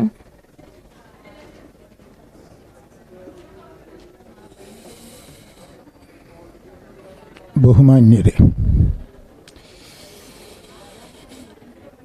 പ്രഗത്ഭരിൽ പ്രശസ്തരായ ധാരാളം പ്രമുഖരുടെ സാന്നിധ്യം കൊണ്ട് അനുഗ്രഹീതമായ ഈ സദസ്സിൽ ദീർഘമായൊരു പ്രസംഗത്തിൻ്റെ അപ്രസക്തതയെക്കുറിച്ച് തികച്ചും ഞാൻ ബോധവാനാണ്. വിശേഷിച്ചും ആശംസാ പ്രസംഗത്തിൻ്റെ പരിമിതിയും ഓർത്തുകൊണ്ട് തന്നെ ഞാൻ എൻ്റെ സംസാരം സമാരംഭിക്കട്ടെ. ഓർഫനേജ് കൺട്രോൾ ബോർഡ് എന്നാണ് പേരെങ്കിലും വൃദ്ധസദനവും ശിശുമന്ദിരം തുടങ്ങി പലതും ഞങ്ങളുടെ ബോർഡിൻ്റെ അണ്ടറിൽ വരുന്നതാണ്. JJ ആക്ടിൻ്റെ വരവോടെ, നിലവിൽ വന്നതോടെ ഒട്ടേറെ അനാഥശാലകൾ അടച്ചുപൂട്ടപ്പെട്ടു. അതിൻ്റെ പശ്ചാത്തലം ഞാനിവിടെ വിശദീകരിക്കുന്നില്ല. ഏതായാലും അനാഥാലയങ്ങളുമായി, വൃദ്ധസദനങ്ങളുമായി, ശിശുമന്ദിരങ്ങളുമായി ബന്ധപ്പെട്ട ചില കാര്യങ്ങൾ സാന്ദർഭികമായി ഇവിടെ തെര്യപ്പെടുത്തുക, ഇതാണ് എൻ്റെ ഉദ്ദേശ്യം. അന്തേവാസികൾക്ക് 1100 രൂപ സർക്കാരിൽ നിന്ന് ലഭ്യമായിരുന്നുവെങ്കിൽ അത് 1600 മാറ്റണം, ഉയർത്തണം എന്ന് ഞങ്ങൾ ബഹുമാനപ്പെട്ട സർക്കാരിൻ്റെ ശ്രദ്ധയിൽപ്പെടുത്തിയിട്ടുണ്ട്. തീരുമാനം മറുപടി ലഭ്യമായിട്ടില്ല. അതോടൊപ്പം അനാഥാലയങ്ങളെ സംബന്ധിച്ചിടത്തോളം നിലവിൽ ITI, ഫാർമസി, നഴ്സിംഗ് തുടങ്ങി അംഗുലീപരിമിതങ്ങളായ ചില കോഴ്സുകൾക്ക് റിസർവേഷനുണ്ട്. അതൊന്നുകൂടി വിപുലപ്പെടുത്തി MBBS, MD, അതുപോലെ തന്നെ BHMS, BAMS, എഞ്ചിനീയറിംഗ്, അതുപോലെ തന്നെ MEd, BEd, TTC തുടങ്ങി എല്ലാ പ്രൊഫഷണൽ കോഴ്സുകൾക്കും ഒരു നിശ്ചിത ശതമാനം ഇത്തരം അനാഥശാലകളിൽ പഠിക്കുന്ന അല്ലെങ്കിൽ അവിടെ പഠിച്ച കുട്ടികൾക്ക് റിസർവേഷൻ നൽകണം എന്നത് ഞങ്ങളുടെ ഒരു ആവശ്യമാണ്. ഈ ആവശ്യം ഭിന്നശേഷിക്കാർക്ക് ഉപയോഗപ്പെടുത്തുന്നത് ഞങ്ങൾ സസന്തോഷം സ്വാഗതം ചെയ്യുന്നു. കേവലം അനാഥകൾക്ക് മാത്രം എന്ന് പരിമിതപ്പെടുത്തുന്നില്ല എന്ന് ചുരുക്കം. ആർക്കെങ്കിലും ഗുണം കിട്ടട്ടെ. ഭിന്നശേഷിക്കാരുടെ പരാധീനതകളെ സംബന്ധിച്ച് വളരെ വികാരനിർഭരയായ നിലവാരത്തിൽ ബഹുമാനപ്പെട്ട മിനിസ്റ്ററുടെ പ്രസംഗം നിങ്ങളെപ്പോലെ ഞാനും കേട്ടു. നാം പരിഗണിക്കേണ്ടതാണ്, അർഹമായ പരിഗണനകൾ ലഭ്യമാക്കേണ്ടതുമാണ്. അതോടൊപ്പം മറ്റൊരു പ്രധാന ഘടകമാണ് ഈ വൃദ്ധസദനം എന്ന് പറയുന്നത്. കുട്ടികൾക്ക് ജന്മം നൽകി, അവരെ പഠിപ്പിച്ചു, അവർക്ക് സകലമാന സൗകര്യങ്ങളും ചെയ്തു കൊടുത്ത് വളർത്തി ഉയർത്തി അവരുന്നത നിലവാരത്തിലെത്തുമ്പോൾ കഴിഞ്ഞുപോയ ഇന്നലകളെക്കുറിച്ച് വിസ്മരിക്കുന്നൊരവസ്ഥാവിശേഷം ദൗർഭാഗ്യവശാൽ നമ്മുടെ ഇടയിൽ വർദ്ധമാനമായ തോതിൽ അധികരിച്ചു വരികയാണ്. നാം ആലോചിക്കണം. അമ്പരചുംബികളായ മണിമേടകളുടെ ഉടമകളായി അത്തരം മക്കൾ വളരുകയും ഉയരുകയും സുഖലോലുപരായി കഴിയുകയും ചെയ്യുമ്പോൾ തങ്ങൾക്ക് ജന്മം നൽകിയ ആ മാതാപിതാക്കന്മാരെ വിസ്മരിക്കുക, അവരെക്കുറിച്ച് അവഗണനാത്മകമായ ചിന്ത, അതല്ല ഏതെങ്കിലും ഇതുപോലുള്ളതായ വൃദ്ധസദനത്തിലേക്ക്, അതല്ലെങ്കിൽ അവരെ പുറന്തള്ളുക, എന്തുമാത്രം നീതികേടാണ്. ഇതൊരിക്കലും നമുക്ക് സഹിക്കാൻ സാധ്യമല്ല. ഇത്രമാത്രം വികാരത്തോടുകൂടി ഞാനിത് പറയുന്നത്, ഈ ഓർഫനേജ് കൺട്രോൾ ബോർഡിനെ സംബന്ധിച്ചിടത്തോളം ഞങ്ങൾ ഓരോ സ്ഥാപനങ്ങളും, ഞാനല്ല ഞങ്ങൾ, ഓരോ സ്ഥാപനങ്ങളും, ഇതുപോലുള്ളതായ സ്ഥാപനങ്ങൾ കേരളത്തിൽ അങ്ങോളം ഇങ്ങോളമുള്ള സ്ഥാപനങ്ങൾ നിങ്ങൾ സന്ദർശിച്ച് റിപ്പോർട്ട് തയ്യാറാക്കി വരികയാണ്. അവിടെ ചെല്ലുമ്പോൾ ആ അമ്മമാരുടെയും അതുപോലെ ഉപ്പമാരുടെയും ഒക്കെ കണ്ണീര് കാണാൻ അവസരം ലഭ്യമാവുമ്പോൾ ഞങ്ങളാ ഉദ്യോഗസ്ഥന്മാരോട് പറയുന്നത്, അതല്ലെങ്കിൽ സ്ഥാപന മേധാവികളോട് പറയുന്നത്, ഒരു ദുർബല നിമിഷത്തിൽ ആളുകൾ വീട് വിട്ടിറങ്ങിയതായിരിക്കാം, അവരെ തിരിച്ചവരുടെ ഭവനത്തിലെത്തിക്കാൻ നിങ്ങളാദ്യം ശ്രമം നടത്തണം. ആ ബന്ധപ്പെട്ടവരെ വിളിച്ചു വരുത്തി അവർക്ക് വേണ്ട ഉപദേശ നിർദ്ദേശങ്ങൾ നിങ്ങൾ കൊടുക്കണം, പ്രേരണ ചെലുത്തണം. ഇതൊക്കെ ചെയ്തു വരുന്നുണ്ട്. പക്ഷേ പലപ്പോഴും ഫലപ്രദമാവാത്തത് ആ സ്ഥാപന ഭാരവാഹികളുടെ കുറ്റമല്ല. നാം ആലോചിക്കണം, സ്വന്തം മക്കളും ഭാര്യയുമൊക്കെ ഈ ഭർത്താവിനെ അല്ലെങ്കിൽ പിതാവിനെ മാതാവിനെ അവഗണിച്ചുകൊണ്ട് പുറന്തള്ളുമ്പോൾ അത്തരക്കാരെ ചേർത്തുപിടിച്ച് അവർക്ക് ഭക്ഷണവും വസ്ത്രവും ചികിത്സാ സൗകര്യവും പാർപ്പിട സൗകര്യവുമൊക്കെ നൽകുന്ന ഈ സ്ഥാപന മേധാവികളെ അഭിനന്ദിക്കേണ്ടതാണ് എന്നാണ് എൻ്റെ പക്ഷം. ഇതിന് അപവാദമായി ചില സ്ഥാപനങ്ങൾ ഉണ്ടാവാം. വേണ്ട രീതിയിൽ പ്രവർത്തിക്കാത്ത സ്ഥാപനങ്ങൾ ഏതെന്ന് തെരഞ്ഞുപിടിച്ച് അത്തരം സ്ഥാപനങ്ങളിലുള്ള അന്തേവാസികളെ സൗകര്യപ്രദമായ അടുത്തുള്ള ഏതെങ്കിലും ഭവനങ്ങളിലേക്ക് മാറ്റി ഈ സ്ഥാപനം നടത്തുന്നതിൽ അല്പസമയം ഞങ്ങൾ സമയം കൊടുക്കും. എന്നിട്ടും അത് മാറ്റിയില്ല എങ്കിൽ അടച്ചുപൂട്ടാനുള്ള നിർദ്ദേശം കൊടുക്കുന്നതിൽ യാതൊരു വൈമനസ്യവും ഞങ്ങൾ കാണിച്ചിട്ടില്ല, കാണിക്കുകയുമില്ല.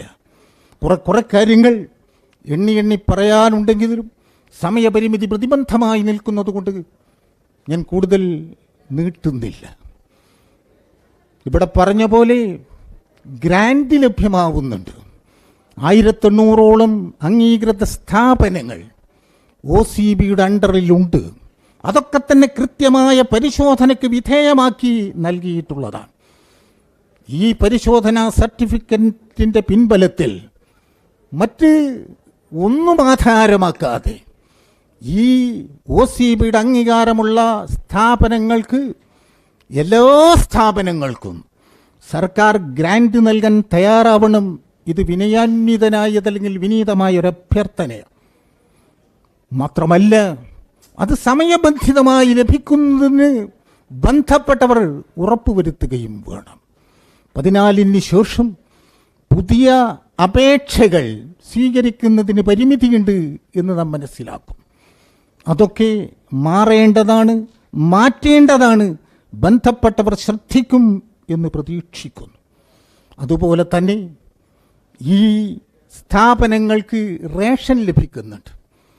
അരിയും ഗോതമ്പുമാണ് സമീപകാലം വരെ കിട്ടിക്കൊണ്ടിരിക്കുന്നതെങ്കിൽ അതോടൊപ്പം നേരത്തെ തന്നെ പഞ്ചസാരയും മണ്ണെണ്ണയുമൊക്കെ കൊടുത്തിരുന്നുവെങ്കിൽ അതും തുടർന്ന് ലഭ്യമാക്കുന്നതിനുള്ള നടപടികൾ സ്വീകരിച്ചുകൂടെ ഞങ്ങൾ അറിയിക്കുകയാണ്.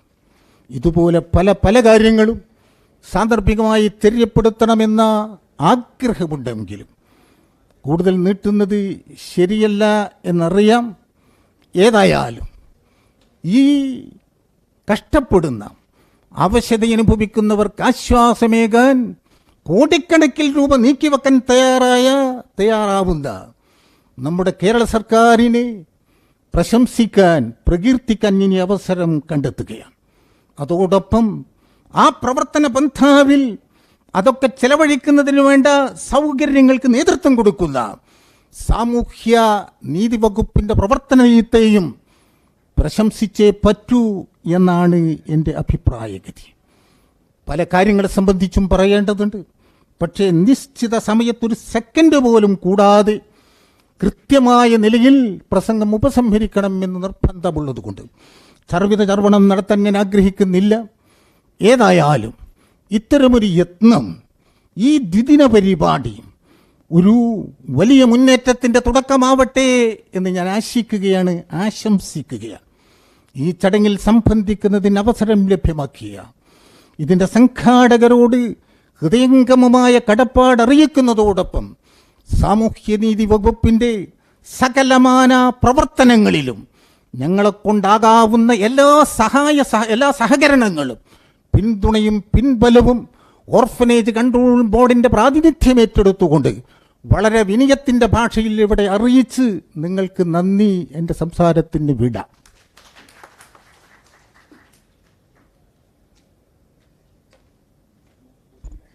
നന്ദി സർ. ആശംസകൾ അർപ്പിക്കുന്നതിനായി Kerala handicap persons welfare commission അധ്യക്ഷ ശ്രീമതി ജയ ഡാലി എം വി ക്ഷണിക്കുന്നു.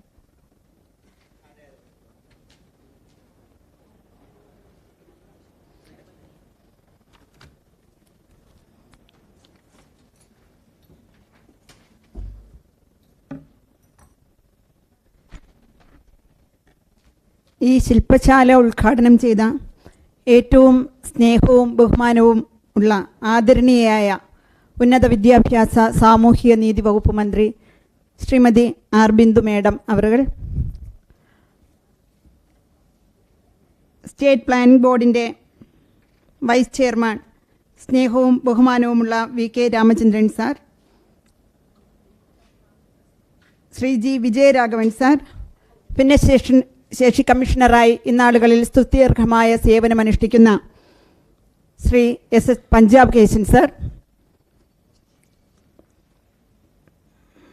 ശ്രീ ആർ രാമോഹൻ സാർ, IMGയുടെ ഫാക്കൽറ്റിയായി സേവനമനുഷ്ഠിക്കുന്ന ശ്രീമതി ഡോക്ടർ അനീഷ്യ ജയദേവ്, വേദിയിലും സദസ്സിലുമുള്ള ബഹുമാനീയരെ എല്ലാവർക്കും നമസ്കാരം.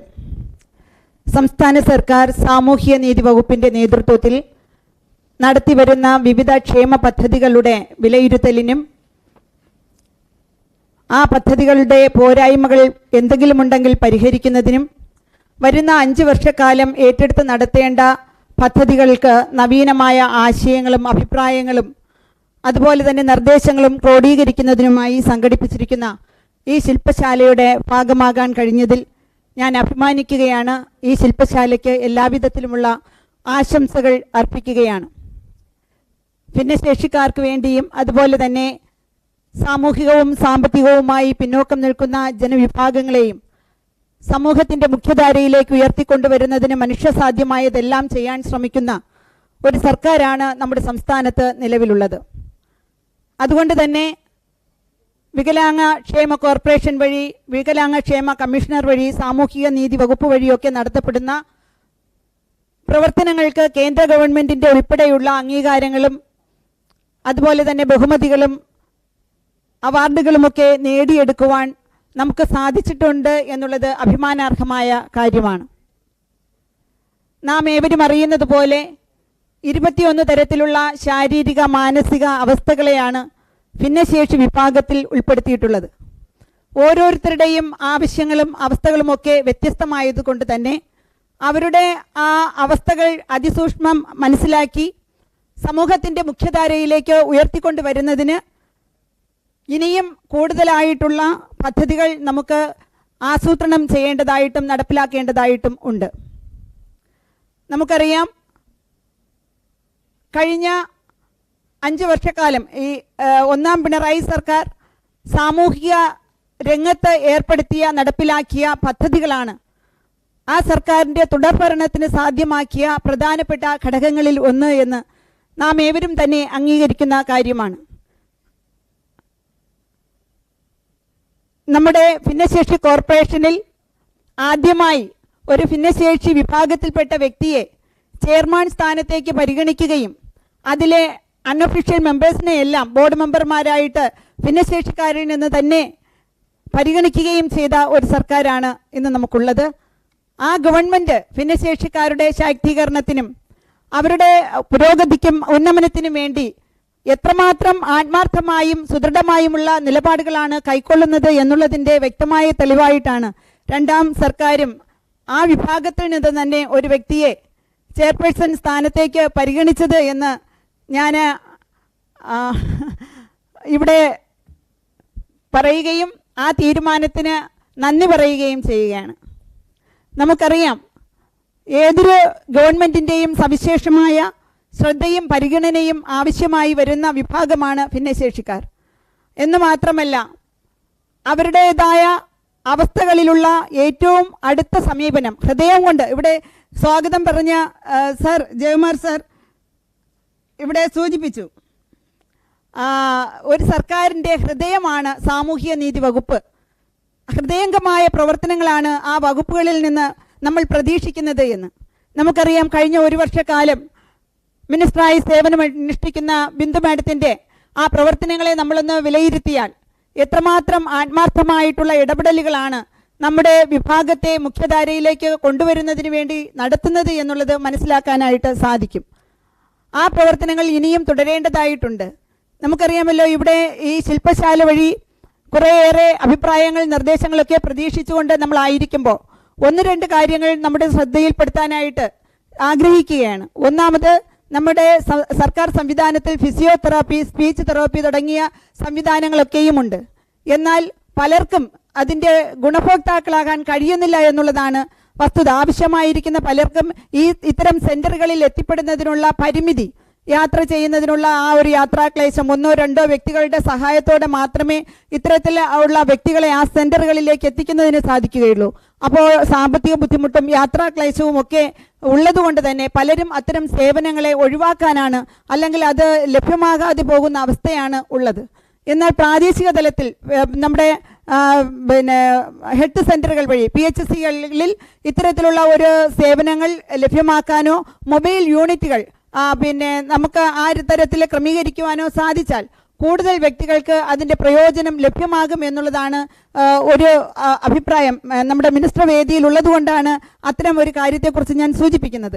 അതുപോലെ തന്നെ പല കാലങ്ങളിലായിട്ട് നമ്മൾ ആവശ്യപ്പെടുന്ന ഒരു വസ്തുതയുണ്ട്.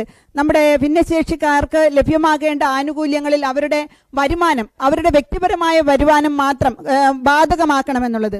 പലപ്പോഴും കുടുംബത്തിൻ്റെ വരുമാനം ബാധകമാക്കുമ്പോൾ പല വ്യക്തികൾക്കും അതിൻ്റെ പ്രയോജനം ലഭിക്കുന്നില്ല. ചിലപ്പോൾ അച്ഛനോ സഹോദരനോ ഒക്കെ സർക്കാർ ജീവനക്കാരാണെങ്കിൽ ആ റേഷൻ കാർഡിൻ്റെ പരിധിയിൽ വരുന്ന വ്യക്തിയുടെ പേര് അവർക്കൊരിക്കലും തന്നെ ഈ ഒരു സാമ്പത്തികമായിട്ടുള്ള, ഇപ്പോൾ നമ്മൾ വരുമാന പരിധി നിശ്ചയിച്ചിട്ടുണ്ട്, പല ആനുകൂല്യങ്ങൾക്കും സർക്കാർ ആനുകൂല്യങ്ങൾ ലഭ്യമാക്കുന്നതിന് വരുമാന പരിധി നിശ്ചയിച്ചിട്ടുണ്ട്. അക്കാരണത്താൽ അർഹമായ ആനുകൂല്യങ്ങൾ പലർക്കും നിഷേധിക്കപ്പെടുന്ന ഒരു സാഹചര്യം നിലനിൽക്കുന്നുണ്ട്. പല അമ്മമാരും പറയും, മദ്യപാനിയാണ് കുടുംബനാഥനെങ്കിൽ അദ്ദേഹത്തിന് ഒരു സർക്കാർ ജോലിയുണ്ടെങ്കിൽ അദ്ദേഹത്തിൻ്റെ ആ ഒരു വരുമാനം ആ കുടുംബത്തിനോ ആ വ്യക്തികൾക്കോ ലഭിക്കാതെ വരുന്ന ഒരു സാഹചര്യമുണ്ട്. ആ ഒരു അവസ്ഥ ഒഴിവാക്കണമെങ്കിൽ ഭിന്നശേഷിക്കാരനായ വ്യക്തിയുടെ വരുമാനം മാത്രം അദ്ദേഹത്തിന് ലഭിക്കേണ്ട ആനുകൂല്യങ്ങളിൽ മാനദണ്ഡമാക്കണമെന്നുള്ള ഒരു നിർദ്ദേശം നമ്മുടെ മിനിസ്റ്ററുടെ മുന്നിൽ വയ്ക്കുകയാണ്. കൂടുതൽ ഇടപെടാൻ നമുക്ക് അവസരങ്ങളുണ്ട്.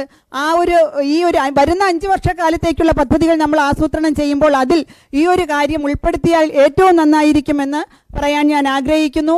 നമുക്കറിയാം, ഇനിയും നമ്മളുടെ സമൂഹത്തിലെ പിന്നോക്കം നിൽക്കുന്നവരും പാർശ്വവൽക്കരിക്കപ്പെട്ടവരുമായ നമ്മുടെ സഹോദരങ്ങളെ നമുക്ക് കൈപിടിച്ചുയർത്തുവാൻ, നമുക്ക് സമൂഹത്തിലേക്ക് ഏറ്റവും അവർക്ക് ആവശ്യമായിട്ടുള്ള തുല്യ അവസരങ്ങളും അവകാശങ്ങളും ഒക്കെയും ലഭ്യമാക്കുവാൻ ക്രിയാത്മകമായിട്ടുള്ള ഇടപെടലുകൾ നമുക്ക് നടത്താം. വിദ്യാഭ്യാസം, ആരോഗ്യ സംരക്ഷണം, പാർപ്പിടം, തൊഴിൽ, അതുപോലെ തന്നെ ആജീവനാന്ത സഹായം ഒക്കെയും ആവശ്യമായി വരുന്നവർ അവസാനത്തെ വ്യക്തിയുടെ മുഖത്തും പുഞ്ചിരി വിരിയിക്കുന്നതിന് വേണ്ടിയുള്ള പരിശ്രമങ്ങളിൽ നമുക്ക് ഏർപ്പെടാം. അതിന് കൂട്ടായ ഒരു പ്രവർത്തനം നമ്മൾക്ക് ഏറ്റെടുക്കാമെന്ന് മാത്രം പറഞ്ഞുകൊണ്ട് ഈ ശില്പശാലയ്ക്ക് എല്ലാവിധത്തിലുമുള്ള ആശംസകളും അഭിവാദ്യങ്ങളും അർപ്പിച്ചുകൊണ്ട് നിർത്തുന്നു. നന്ദി, നമസ്കാരം.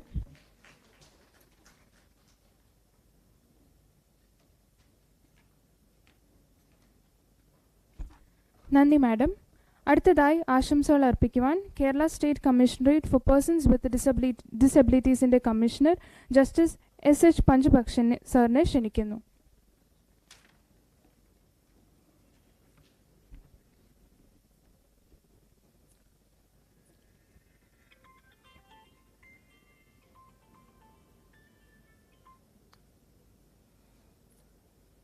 ഏറ്റവും ബഹുമാനപ്പെട്ട ഉന്നത വിദ്യാഭ്യാസ സാമൂഹ്യനീതി വകുപ്പ് മന്ത്രി ഡോക്ടർ ബിന്ദു മാഡം,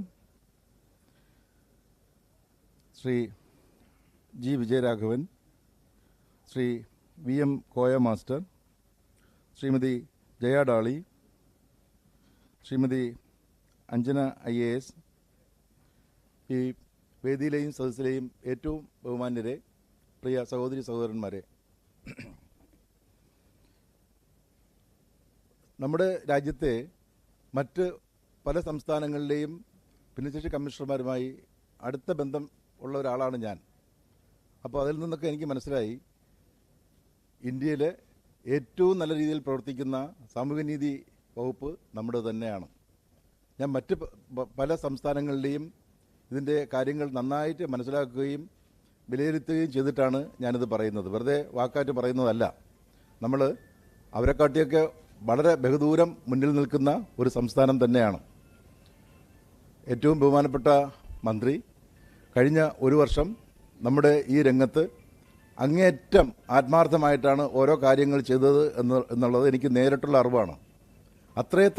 അത്രയേറെ ഭംഗിയായിട്ടാണ് ഈ രംഗത്ത് മാഡം പ്രത്യേക ശ്രദ്ധ കൊടുത്ത് കാര്യങ്ങൾ നടപ്പാക്കി വരുന്നത്. രണ്ട് കാര്യങ്ങളാണ് എനിക്കിവിടെ പ്രധാനമായിട്ട് സൂചിപ്പിക്കാനുള്ളത്. ഒന്ന് എന്ന് പറയുന്നത്, നമ്മുടെ ഗവൺമെൻറ് വളരെ ആത്മാർത്ഥമായിട്ട് അന്തസ്സോടുകൂടി ചെയ്യുന്ന പല പദ്ധതികളും, നടപ്പാക്കാൻ ആഗ്രഹിക്കുന്ന പദ്ധതികളും ചെയ്യേണ്ടത് ഉദ്യോഗസ്ഥരാണ്.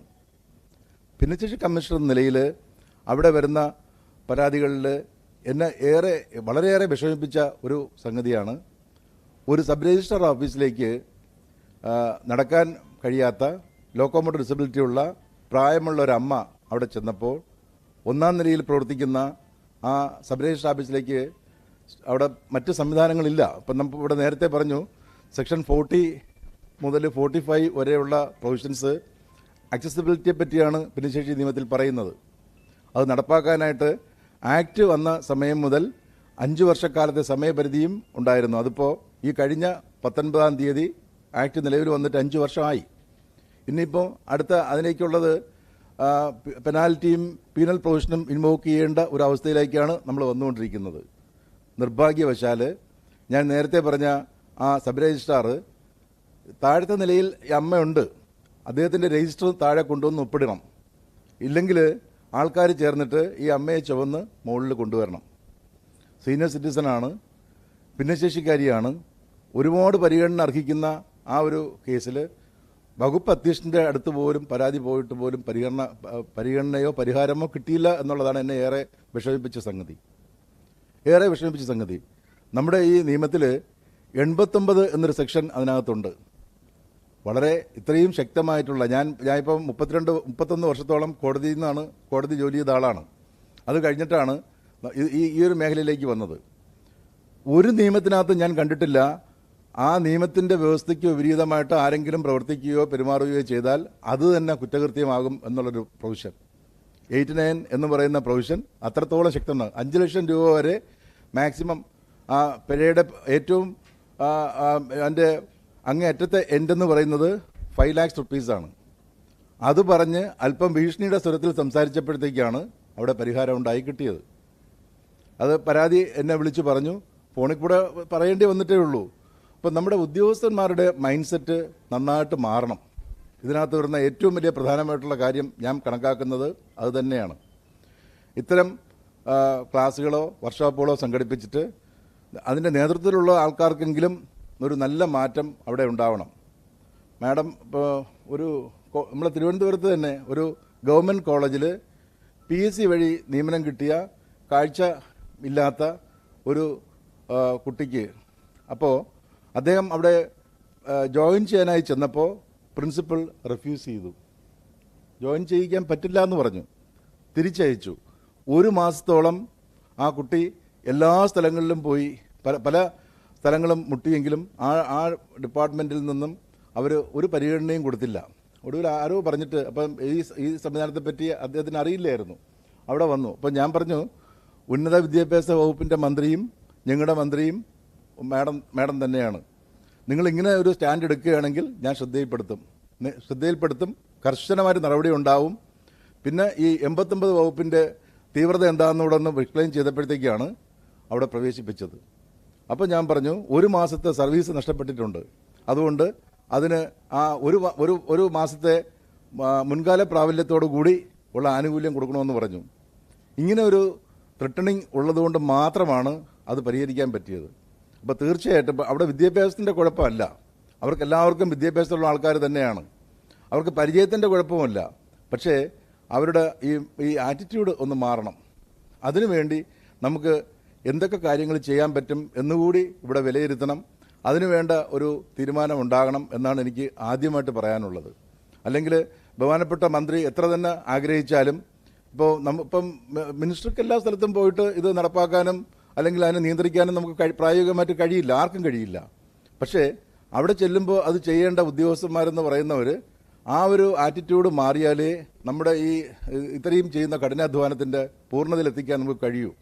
അപ്പം ആ ഒരു തീരുമാനം ശക്തമായി ഉണ്ടാവുകയും ഗവൺമെൻറ് കൊടുക്കുന്ന നിർദ്ദേശങ്ങൾ അത് പാലിച്ചില്ലെങ്കിൽ ഞാൻ സർക്കാരിലേക്ക് അടുത്തിടെ ഒരു ശുപാർശ കൊടുത്തിട്ടുണ്ട്. ആനുവൽ കോൺഫിഡൻഷ്യൽ റിപ്പോർട്ട് തയ്യാറാക്കുമ്പോൾ എല്ലാ ഉദ്യോഗസ്ഥർക്കും അതുണ്ടാവുമല്ലോ, അതിനകത്ത് ഒരു അഡീഷണൽ കോളം വയ്ക്കണം. എന്താണ് ഈ ഉദ്യോഗസ്ഥൻ്റെ ഭിന്നശേഷിക്കാരോടുള്ള സമീപനം അല്ലെങ്കിൽ ട്രാൻസ്ജെൻഡേഴ്സിൻ്റെ അടുത്തുള്ള സമീപനം, അത് അദ്ദേഹത്തിൻ്റെ മേലുദ്യോഗസ്ഥൻ വിലയിരുത്തട്ടെ.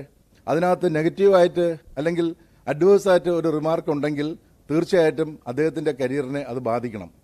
അങ്ങനെ ഒരു സംഗതി വെച്ച് കഴിഞ്ഞാൽ തീർച്ചയായിട്ടും അതൊരു മാറ്റത്തിലേക്ക് വഴി തുറക്കും എന്നതിൽ എനിക്ക് നല്ല വിശ്വാസമാണ്.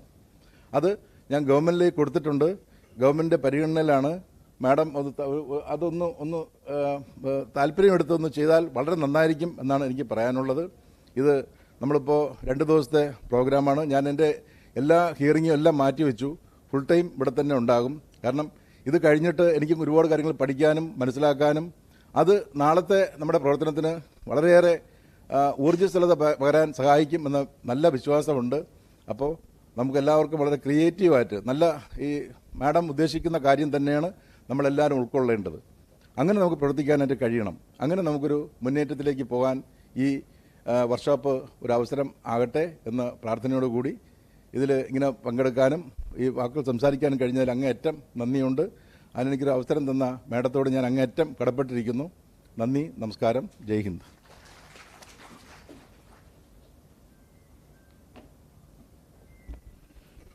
നേരത്തെ ഉദ്ഘാടന പ്രസംഗത്തിൽ പ്രൊബേഷനെ കുറിച്ച് പരാമർശിക്കാൻ വിട്ടുപോയിരുന്നു.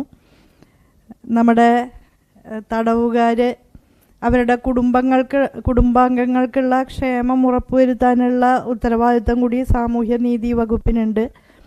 അതുമായി ബന്ധപ്പെട്ട് നമ്മൾ നിരവധി പദ്ധതികൾ നടപ്പാക്കിക്കൊണ്ടിരിക്കുന്നുണ്ട്.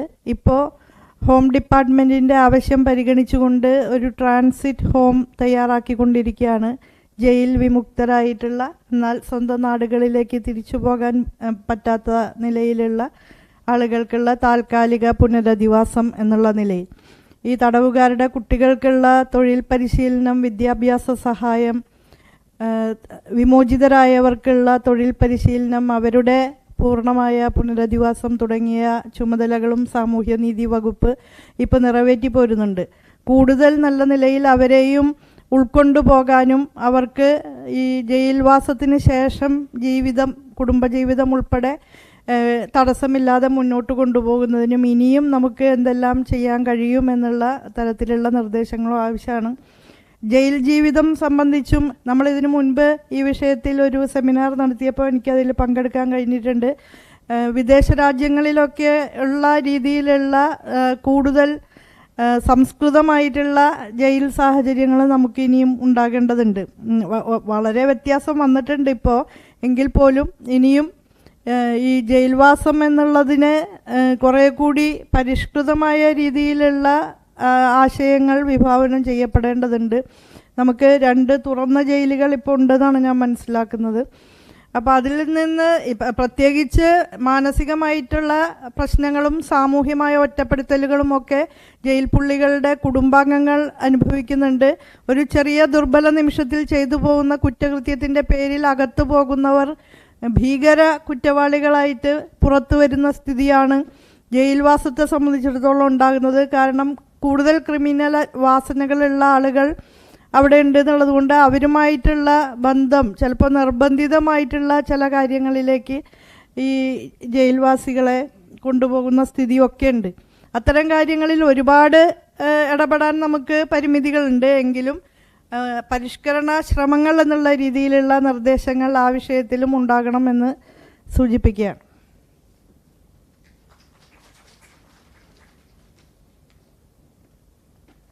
നന്ദി സർ, നന്ദി മാഡം. IMG 2018-20 കാലയളവിൽ DARPGയുടെ സഹകരണത്തോടെ സാമൂഹ്യനീതി വകുപ്പിന് കീഴിലുള്ള വിവിധ സ്ഥാപനങ്ങളെക്കുറിച്ച് പഠനങ്ങൾ നടത്തിയിരുന്നു. Citizen score card and competency framework as process reengineering initiatives എന്ന വിഷയത്തെ ആസ്പദമാക്കി IMGയിലെ പ്രൊഫസർ ഡോക്ടർ R. രാമോഹൻ നമ്മോട് സംസാരിക്കും.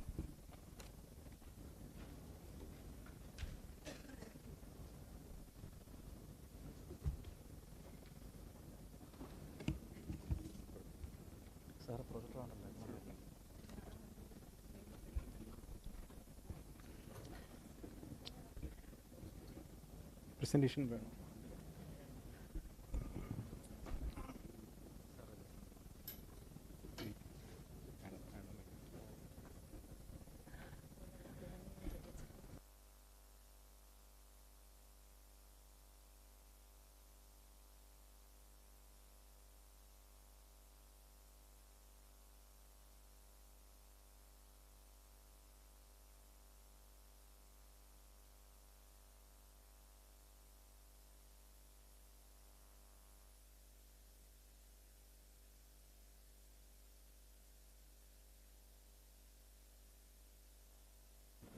ബഹുമാനപ്പെട്ട